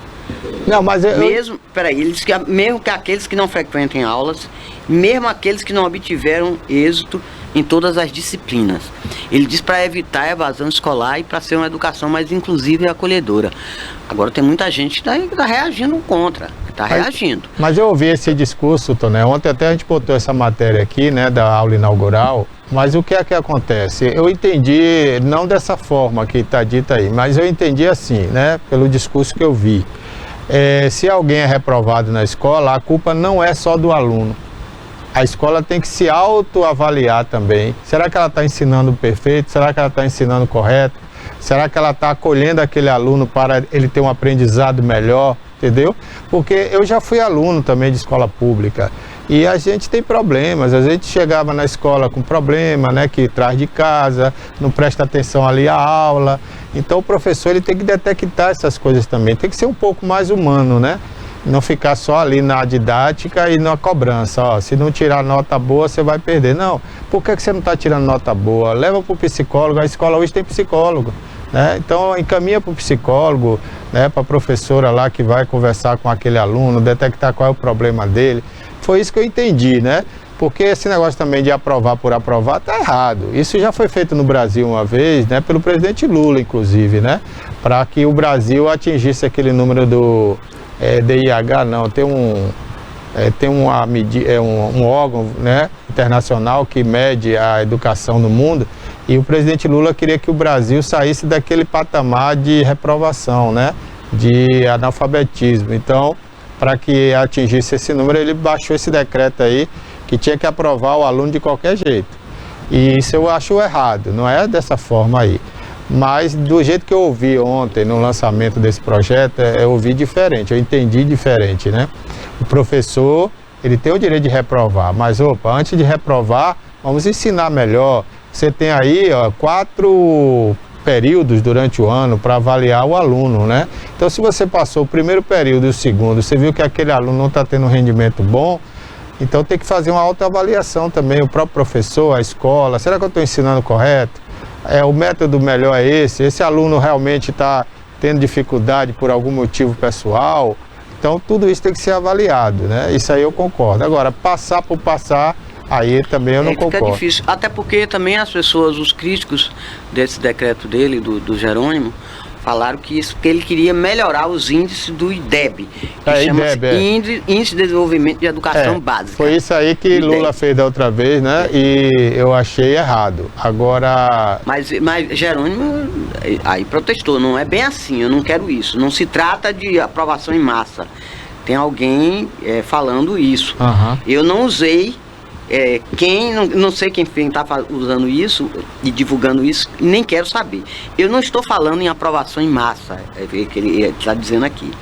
Estou falando que a escola tem que reprovar aquele menino ou menina que se dedica, vai o ano inteiro na escola e no final do ano a nota vermelha está lá e ela ouve o seguinte: tem que fazer tudo de novo. Aí fica difícil. Ele disse que já começou até com a PLB, Associação de Professores Licenciados da Bahia, e que realmente é contrário a isso. Inclusive, esse negócio de aprovação em massa. Inclusive o Jerônimo, o governador da Bahia, é professor, né? Ele também é professor, então ele entende bem da matéria. Mas é um decreto, é meio polêmico, né? Isso é polêmico. Porque ele disse também que é para combater a evasão escolar. Mas mesmo assim, se aprovar quem não com a frequência escolar irregular, e até aquelas pessoas que não obtiveram as notas exigidas nas disciplinas... Mas você viu ele falando aí, pelo menos você leu aí agora a fala dele, né? Então, o que eu entendi foi isso, Toné. O professor tem 4 períodos durante o ano para avaliar o aluno. Então, não pode deixar que aquele aluno chegue no último dia de aula com aquela nota vermelha, se ele tem 4 períodos para recuperar esse aluno. Você está entendendo? Então, o colégio não pode abandonar o aluno e falar, seja o que ele quiser. Não. Você está ali para ensinar, então, opa, o que é que está acontecendo? Por que ele está tirando essa nota vermelha, né? Então vamos recuperar ele antes do ano acabar, né? Para estimular ele a continuar. Foi isso que eu entendi. E eu acho que uma questão de orientação, né? Orientação e autoavaliação da escola, porque a escola pode estar errada também, Toné, né? A escola pode estar cometendo erro e não ensinando direito por algum motivo aquela matéria. O professor pode não ser bom, e nem todos os alunos vão compreender o que o professor está falando se ele não for um bom didático. Então, eu acho que realmente essas avaliações têm que ser feitas. O professor tem um ano inteiro e tem 2 semestres, né? E 4 períodos nesse semestre para poder avaliar o aluno, né? Você tem a primeira fase, a segunda, a terceira e a quarta. Então ali, se o aluno não está indo bem... E ele falou também outro aspecto, Barbosa, interessante, que é para evitar também a evasão escolar. Mas aí... O governo é que tem a obrigação de verificar para ver o que está havendo essa evasão escolar. Então, mas Por que o aluno não está indo na escola? Então, mas Por que o aluno foge da escola e não retorna? Essa é a autoavaliação que a escola tem que fazer, entendeu, Toné? O que é que não está sendo atrativo para esse aluno? Exatamente, a escola não está sendo atraente para o aluno. Agora, por exemplo, muitos países, aqui no Brasil já está se adotando isso, muitas escolas estão proibindo o uso do celular na sala de aula. O celular está atrapalhando, está tirando a atenção dos alunos. Aqui em Belo Horizonte também teve parece que está vigorando essa lei. Por quê? É proibido, mas está certo, isso é corretíssimo. Porque está tirando a atenção dos alunos. Então, o que tira a atenção do aluno não é bom. Por outro lado, também, o aluno que tem uma condição financeira melhor, que tem internet, tudo que o professor fala, ele corre no Google e acha ali na mesma hora, enquanto o outro que não tem essa condição não vai achar. Então fica uma coisa desigual. E aí, muitos estados aqui no Brasil já estão também, assim como outros países, proibindo o uso de celular na sala de aula. Em Belo Horizonte, eu acho isso correto. O Zema jogou duro, está proibido. Eu acho que na sala de aula tem que ter ali um caixotinho para o aluno chegar e deixar seu celular ali na mesa do professor, desligado, né? Ou no silencioso, e evitar esse acesso o tempo todo ao celular. Isso sim, uma coisa meio social, isso é uma coisa nova para a sociedade, né, brasileira e mundial, em todo o planeta. Essa história de celular. Eu tenho amigos que falam assim, casais, na minha casa, na hora das refeições, desliga o celular nem entra na sala, na sala na minha casa não desliga. Não entra. Na minha casa não precisa desligar, mas também ninguém usa. Ninguém leva celular para mesa. E outra coisa também, televisão. Se desliga a televisão, senão ninguém conversa mais. Eu já vi em restaurantes assistir coisas inusitadas. Uma família, era o casal e os 2 filhos, que eram um menino e uma menina, os 4 todos. Veio o cardápio, pediram a comida e ficaram cada qual ligado no celular. Quer dizer, em casa já não conversa, vai pra rua também não conversa, então fica como? Que tipo de educação você está passando para seus filhos? Que tipo de educação? Nenhuma, péssima. É um isolamento social. E isolamento social que é pior, começa dentro do seu núcleo familiar. Começa em casa. Agora, ruim. Tem um detalhe. E chegar na escola também o celular, aí fica difícil. Tem outro detalhe também, né? Que geralmente a gente marca almoço para conversar, marca jantar para conversar, mas também está errado, segundo o ponto de vista de médicos, né? Especialistas que dizem que se você conversar muito durante a refeição, você acaba ingerindo muito ar, né? E aquilo vai causar gases. Então, tem toda essa... Vai falar assim, almoço de negócio, né? Os famosos almoços de negócio. Mas tem gente que vai mais preocupada em comer, viu, Barbosa? É verdade. Ô, Antonieta, por falar em celular, outro problema que a sociedade mundial vai enfrentar a partir de agora é a questão da inteligência artificial. Esse recurso está avançando muito rápido, mas muito rápido. Para você ter uma ideia, há um ano atrás... Estava começando essa coisa da inteligência artificial através de textos e imagens paradas, fotografias. Hoje, a inteligência artificial, Toné, ela produz um filme sem você pegar nenhuma câmera. Você dá a história para a inteligência artificial, ela cria os personagens, cria o cenário e lhe dá um filme pronto. É um absurdo isso. Então, isso é um avanço, né? Por um lado é um avanço maravilhoso, mas por outro, Toné, imagine quanto de atores vão ficar desempregados no mundo, né? Quanta falta de criatividade vai existir. Cria diálogos, cria cenários, tudo, né? Tudo. Basta você dar o roteiro, ele cria tudo. Os advogados hoje já estão preocupados porque existe uma inteligência artificial do direito.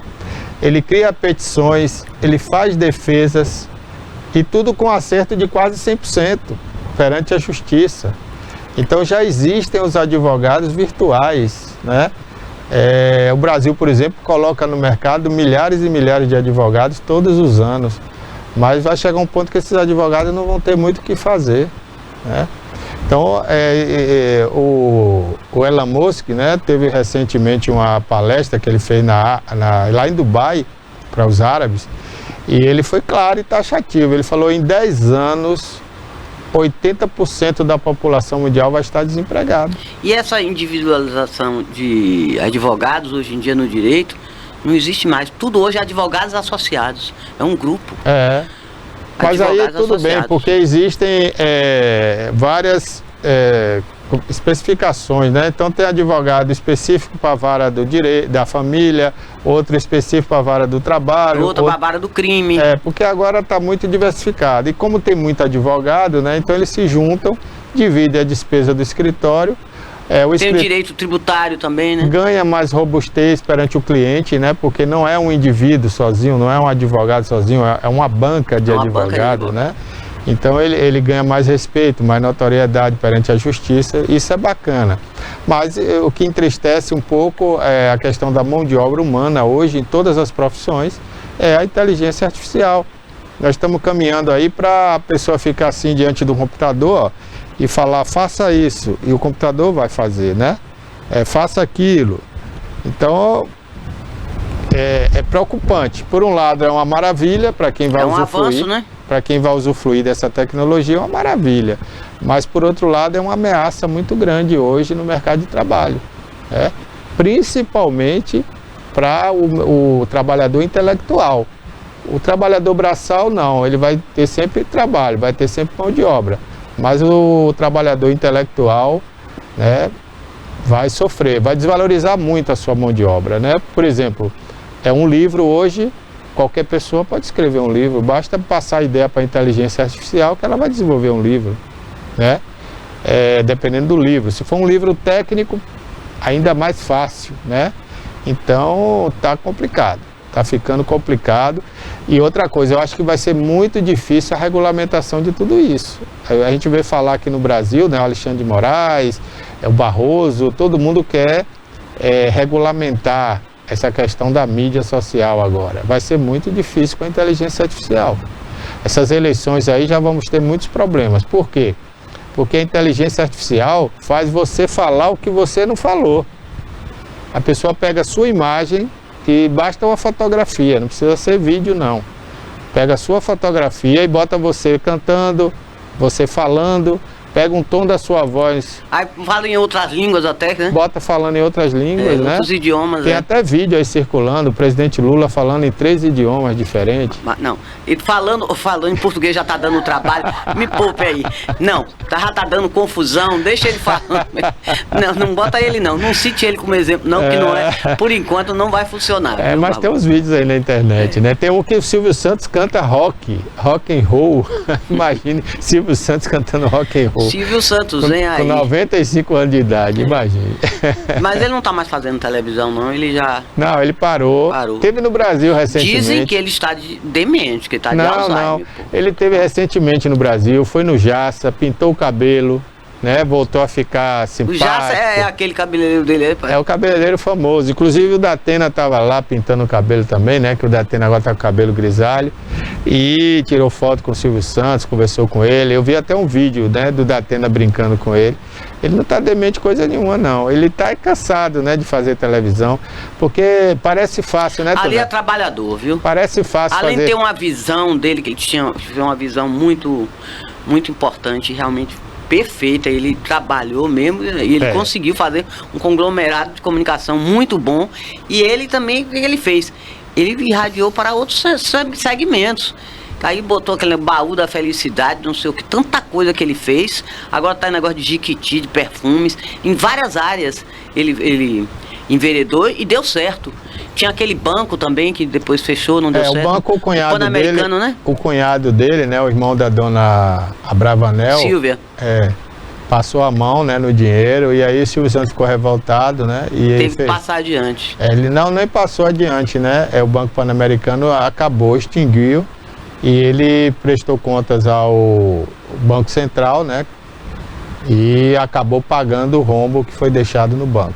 Mas, enfim, ele teve várias empresas, né? O Baú da Felicidade. A última empresa que ele implantou e deu tudo certo, como sempre, né? Tudo dele dá certo, foi a Jequiti, A Jequiti. Né? Que além da Jequiti... Que agora está sendo o carro-chefe, né? Além da Jequiti Perfumes, ele tem o Jequiti Hotel, que é lá na praia de Jequitimá, né? Não é Jequitibá, é Jequitimá. Aí ele abreviou o nome para botar a marca do hotel e do perfume Jequiti. E deu super certo, né? Tudo que ele faz dava sempre certo. Então o Silvio Santos realmente é um empresário. E ele sempre foi uma pessoa trabalhador, responsável. Filho de judeu, né? Diga-se de passagem. Trabalhou muito. O pai dele era um judeu, né?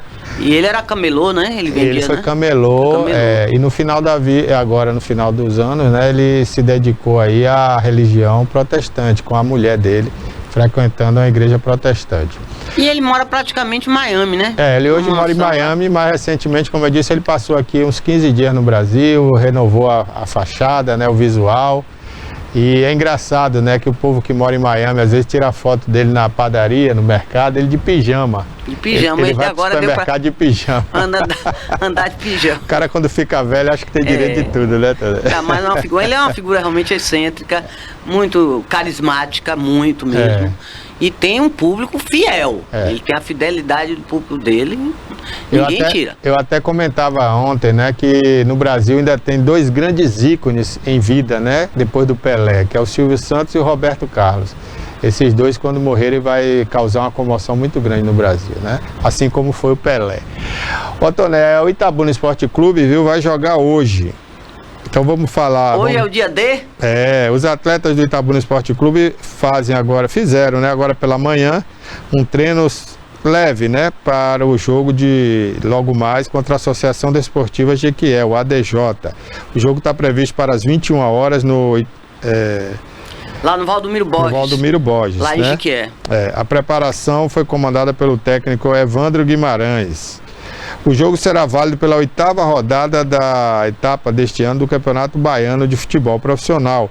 A partida contra o Jequié está prevista, eu falei 21 horas, mas não, viu? Perdão. 19h30, no estádio Valdomiro Borges. Só a vitória interessa ao Itabuna. Ele está na zona do rebaixamento. Ganhar ou ganhar.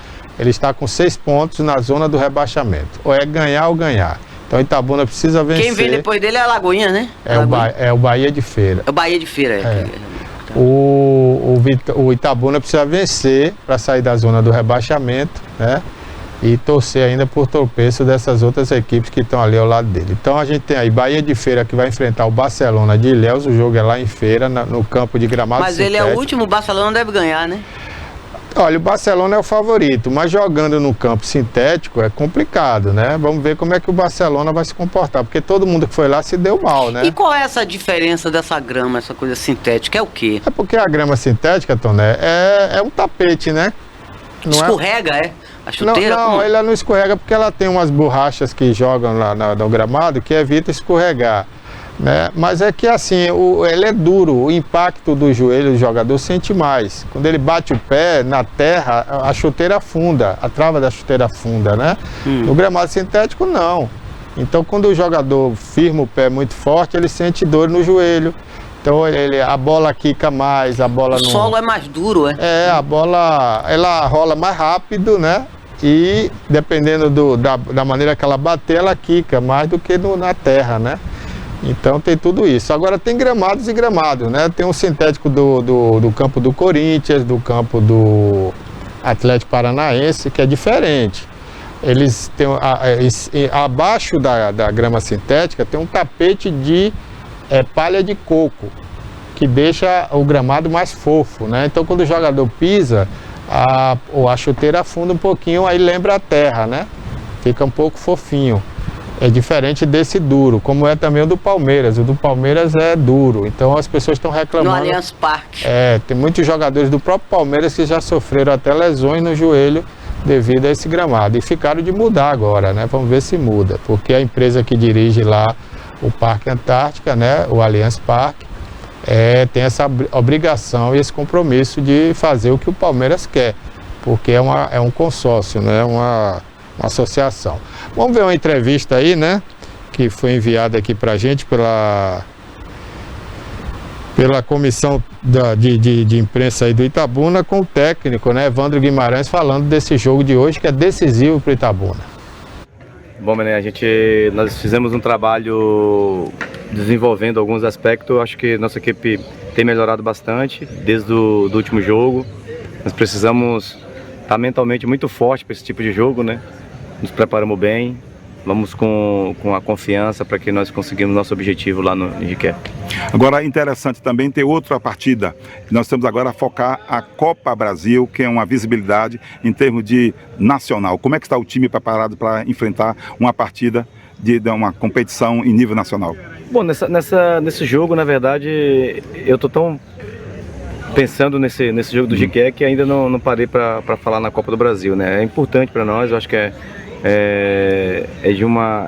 algo inédito para o Itabuna, né? Que é a primeira vez que participa da Copa do Brasil, um torneio nacional. Mas eu acho que o jogo do Jequié é um jogo muito mais importante pela ordem, né? Para a gente poder focar primeiro no Jequié, depois a gente vai pensar na Copa do Brasil. Um abraço aí ao jornalista, né, Derivaldo Benedito, que fez a cobertura. É o assessor de aí. comunicação de lá. É o assessor de imprensa do Itabuna Esporte Clube, está fazendo um bom trabalho, viu? Parabéns aí. A gente não podia esperar outra coisa, né? E um jornalista. O interessante aí de Bené é que ele Bené acredita no time, né? Ele acredita e está fazendo um trabalho, ele acompanha mesmo todo o dia a dia do Itabuna, o treinamento, tudo, os deslocamentos, os jogos, tudo, ele tá lá toda hora falando. Então isso é importante. E divulgando, que é pra muita gente ficar sabendo, né? Com certeza. Às vezes a gente não sabe, vai jogar, tá como, tá em. A pontuação, a classificação tá como. Precisa saber. Então vamos lá, vamos mostrar a classificação aí, né? Vou mostrar a classificação de novo aí. Que naquela hora apareceu aí, mas a gente mostra a classificação aí, Rafa. Comentou. Novamente, né? Aí pra gente ver a situação nossa. O Dragão do Sul tá periga. É hoje o jogo, né? É hoje. 19h30, né? Deve ser transmitido aí pela TV Educativa, que está transmitindo todos os jogos. E amanhã, se Deus quiser, a gente vai comentar aqui uma vitória, né? Uma possível vitória do Itabuna. Vamos torcer, né? É difícil, mas não é impossível, mas não é impossível. E outra coisa, o Jequié, né? E se empatar? É complicado, ele não sai da zona do rebaixamento. Ele tem que vencer ou vencer? Vencer, porque quem está logo acima dele já tem 7 pontos, né? Então se ele empatar só vai a 7.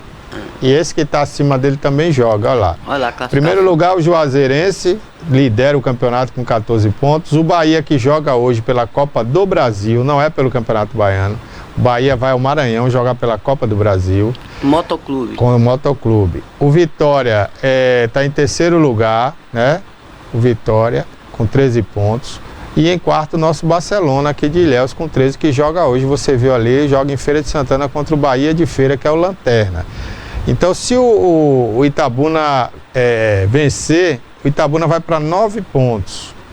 Aí ele sai da zona do rebaixamento e o Atlético de Alagoinhas volta. Agora, se o Atlético também vencer o seu jogo, né, que não vai ser hoje, aí é outra história, né? Vai para a última rodada aí para decidir com o Itabuna. O Bahia de Feira, se vencer o Barcelona, vai para 8 pontos. Aí não ultrapassaria ainda o Itabuna, porque o Itabuna iria a 9. Mas eu acho difícil o Bahia de Feira vencer, embora vai jogar no seu campo sintético, mas o Barcelona está bem na parada e deve vencer essa partida, eu acredito. E vou torcer pelo Barcelona, né? Que é o time aqui da região. O Itabuna, né, joga com o Jequié, então precisa vencer para ir a 9 pontos. Né? E aí, Itabuna só tem 6 pontos, vai ficar faltando apenas uma partida, né? Essa vai ser a penúltima, né? Depois tem a última rodada e aí vai ficar complicado. Então Itabuna precisa vencer o jogo de hoje para sair aí da zona do rebaixamento e aí vamos ver o final dessa história, como vai terminar na última rodada. Então aí a classificação do Campeonato Baiano de Futebol. E o Vitória, gente, que não teria entrado na Copa do Brasil, né, se não fosse a conquista da Série B, porque o Vitória não conseguiu classificação ano passado, mas como ganhou a Série B no final do ano, conseguiu a vaga. E por ter sido campeão, ele tem a vantagem de só entrar na terceira fase da Copa do Brasil. Então daqui para lá o time vai poder estar mais arrumado, e o Vitória entra aí brigando com os grandes times, né? Já passando aí por pequenas equipes do futebol brasileiro. Então isso vai ser muito bom para o Vitória, que entra aí junto com outras grandes equipes que vão estar disputando Libertadores, vão estar disputando Sul-Americana, né? Então o Vitória vai se dar bem, só vai entrar aí na terceira fase. Que bom, né? E o Itabuna vai jogar aí com o Nova Iguaçu, né? Daqui acho que 2 semanas, depois eu vou confirmar aqui, mas eu acho que daqui 2 semanas, que é na outra rodada. É a Série D? Da Copa do Brasil. Copa do Brasil? Copa do Brasil. E o Itabuna precisa vencer pelo menos essa Nova Iguaçu, porque é um time páreo, né? Não é um time de Série A, não é um time de primeira prateleira do Brasil. Então o Itabuna tem chance de jogar de igual para igual e conseguir vencer dentro de casa. Então vamos torcer, né? Porque pelo menos vencendo uma partida, o Itabuna já bota a mão aí em 700 mil reais, Toné. É um dinheirinho bom, né? Dá para pagar toda a despesa do ano. Então o Itabuna ficaria tranquilo, né? É tudo que o Rodrigo Xavier deseja, né? Então, porque aí ele ficaria de cabeça tranquila, dormir em paz aí, sem preocupar com dívidas. E vai ser uma boa. Aí depois é outra história, porque aí o Itabuna pega o Internacional de Porto Alegre, imagine, ou outra grande equipe do futebol brasileiro. Eu acredito que fique com o Internacional, porque o Internacional não vai perder para o Arapiraca, né? Por Asa de Arapiraca. Porque fica difícil, né? Para um dirigente, né, Barbosa, de um time desse do interior como o nosso, está preocupado não só com a performance dos atletas, com contratação e com pagamento de despesas. E salário aí fica difícil, rápido, você tem que né, correr, você tem que...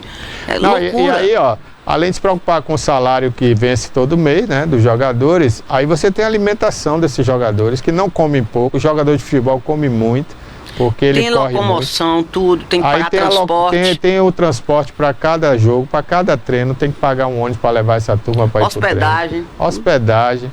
Não é fácil. Não é fácil. Não é fácil. Então é uma preocupação muito grande. A federação não paga nada, não? É? Não. A federação recebe, né? Porque tem que tirar da renda. Não dá não, recebe, né? Tem que tirar da renda para pagar o árbitro, para pagar a bola. Não é fácil, não.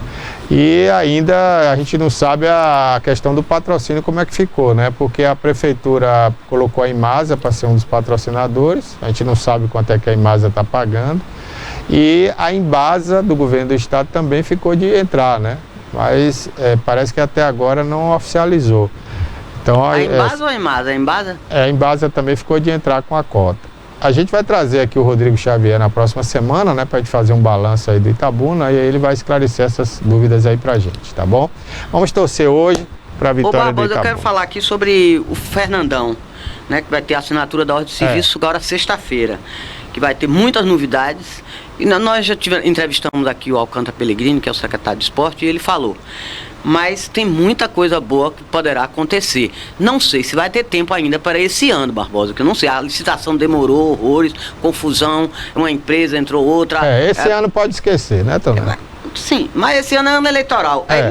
Eu tô dizendo para você que dinheiro tem mais nada, vai ficar pronto, não vai dar tempo. Não vai dar tempo, porque se for uma obra eleitoral, ou eleitoreira, como queiram falar aí, eles têm só de abril, porque vai assinar hoje essa ordem.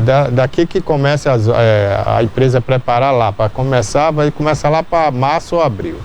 Final de março ou abril. Para julho, pro dia da cidade, acho que não dá não. Aí você tem abril, maio, junho, julho, 4 meses para fazer tanta coisa. Reformar vestiários, arquibancada, gramado. Vai ter muita coisa. Iluminação. Iluminação a LED. Não dá tempo. Vai ter placar, painel eletrônico lá. Se for fazer tudo isso realmente bem feito, Toné, isso é obra para ir lá para outubro, que já é o mês da eleição. Da eleição, dia 6. Olha, vai ter, as arquibancadas vai ter demarcação de assentos com aproximadamente 10.500 lugares. Isso aí é lei agora. Além barras de apoio, troca de alambrados, vão ser construídos banheiros e o gramado terá um sistema de drenagem requalificado. Muito bom, a sua irrigação será toda automatizada. Isso é importante, a gente estava falando aqui em gramado.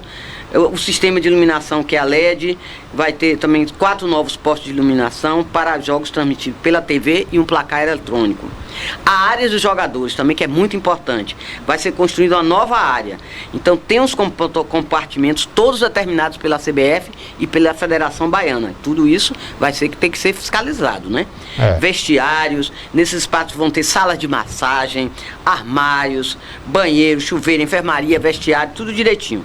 A imprensa e a segurança. Vão ser construídos 10 novas cabines mais espaçosas e modernas para a imprensa, além de uma nova tribuna de honra, acima das cabines com visão central para o campo.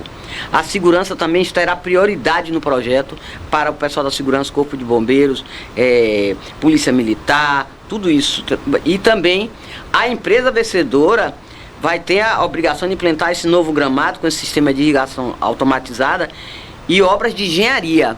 E além disso, a fachada, não sei se o Rafa tem tempo para colocar, a fachada está linda. muito bonito. O projeto, o projeto da fachada, é muito bonito. Alcântara falou aqui que inclusive vai fazer uns bares e restaurantes, bem moderna, né? bem moderna mesmo. Vai fazer uns bares e restaurantes ali que vão funcionar vai ter restaurante, 3 do lanchonetes e um restaurante. Independente de ter jogo ou não, né? Vai funcionar ali. Isso é bom, porque tem um estacionamento amplo, né? Inclusive, vai dar uma revitalizada muito grande. Geral. É isso que eu falo. O dinheiro tem, mas tem um recurso, mas o tempo é pequeno, tá curto. Né? O tempo tá curto, não adianta. Esse dinheiro, como você fala, que vem aí da Bolívia e do Brasil, vai cair na conta, mas o tempo é pouco, é curto. Nem tá correndo quanto tempo. Deixaram tudo para o final do último ano, para o final da gestão. Não adianta. Para quê? Para melhorar seu índice lá, os números lá, né? Seus números nas pesquisas, não sei se vai dar tempo de você melhorar. Porque levou 3 anos e a rejeição continua aumentando. Tá difícil, viu? Tá complicado. Tá complicado. Inclusive eu vou convidar aqui, vou lá pessoalmente convidar ela para vir aqui, que é a secretária Sônia Fontes. Novamente, para vir. Novamente, porque eu quero saber, né, o que é que vai ser feito desse dinheirão todo. Ela disse aqui na última vez que ela esteve aqui que ia asfaltar 240 ruas em Itabuna, ruas que nunca tiveram pavimentação. Bacana. Mas vai dar tempo isso? Eu estou curioso para saber quantas ruas já foram asfaltadas, né? E esse viaduto que estão falando aí que vai acontecer, vai sair mesmo do papel? E a Praça Camacan, a Praça dos 3 milhões, não, vai gastar? A praça está sendo já feita, viu, 3 Tônia? milhões. Inclusive eu fui lá esses dias e vi já uma coisa que me chamou a atenção. Os brinquedos do parque estão sendo feitos com ferro preto, que é chamado. Aquele ferro, se chover, já enferruja. Inclusive, eles já estão botando lá, já está oxidando por causa da chuva. Galvanizado não? Como é? Não é galvanizado, é ferro preto. O preto enferruja muito rápido. Então aquilo ali, se inaugurar daquele jeito, com aquele ferro ali, mesmo que eles pintem, com 6 meses já vai estar brocando ferrugem. Em pouco tempo já está deteriorado. Então eu vou chamar a atenção aqui da secretária para ela ver isso. Porque eu que não sou conhecedor, passei lá e vi que não é ferro galvanizado. Isso é ruim. E o ferrugem pode causar acidentes depois com aquelas crianças que vão brincar ali, né? Então vou trazer a secretária aqui, vou lá pessoalmente fazer o convite a ela e gostaria que ela tirasse pelo menos 20 minutos. E a situação lá dos zoonoses, cadê? Quando é que vai? Olha, Tônia, a zoonose já não é mais a prefeitura. É bom que a gente esclareça isso. Quem vai fazer a reforma da zoonose é a faculdade de medicina, né? E ela já está divulgando aí em outdoor, tem outdoor na cidade aí mostrando que ela vai reformar o centro de zoonose. Se já começou, e o centro de atendimento à mulher também é a faculdade? O centro de atendimento à mulher é a faculdade. Inclusive eu perguntei a uma diretora da faculdade, ela falou, eu perguntei, vem cá, vocês vão fazer em conjunto com a prefeitura? Qual é o papel da prefeitura? Em parceria, não? A parceria foi o seguinte, a prefeitura entra com o local. E o resto é tudo a faculdade que vai fazer. A faculdade que vai fazer. Aí eu acredito que saia rápido, porque fácil, é uma empresa particular, né? Fica fácil, né? E até já começaram lá as obras. Então, ó, posto de saúde, né, as zoonoses... Tem a reforma do hospital de base. Não, ali é o governo do estado. É o governo do estado. A reforma do hospital é o governo do estado. Agora, a Central da Mulher vai ser também essa faculdade. A feira do São Caetano. Aí é governo do estado. Também é governo do estado, é a Condé. Condé. Mas era para estar entregue em dezembro. Nós já estamos em fevereiro. O que resta para a prefeitura, já que o governo do estado está fazendo a feira ali do São Caetano, seria o que, Toné? A prefeitura limpar aquele canal, que já foi inclusive cimentado, né? Ele foi feito uma murada de um lado e do outro, né? Então é só limpar e botar uma cobertura naquele canal. Tá fácil para a prefeitura fazer. Outra coisa, secretária, vou até adiantar aqui esse pedido dos moradores do São Caetano. Interligar aquelas ruas ali, né, paralelas à feira, porque ali eram ruas que passavam carro de fora a fora e devido à arrumação do canal, tiraram as pontes e não botaram mais. Ali até o Sarinho Alcântara, aquele canal, interditou todas as ruas, Toné. E isso embaraça o trânsito, porque a pessoa que quer ir de uma rua a outra, de uma ponta, tem que dar uma volta, ou pela Juarez Távora, ou pela Princesa Isabel, porque não consegue cruzar aquelas ruas. Então, gente, isso é tão barato.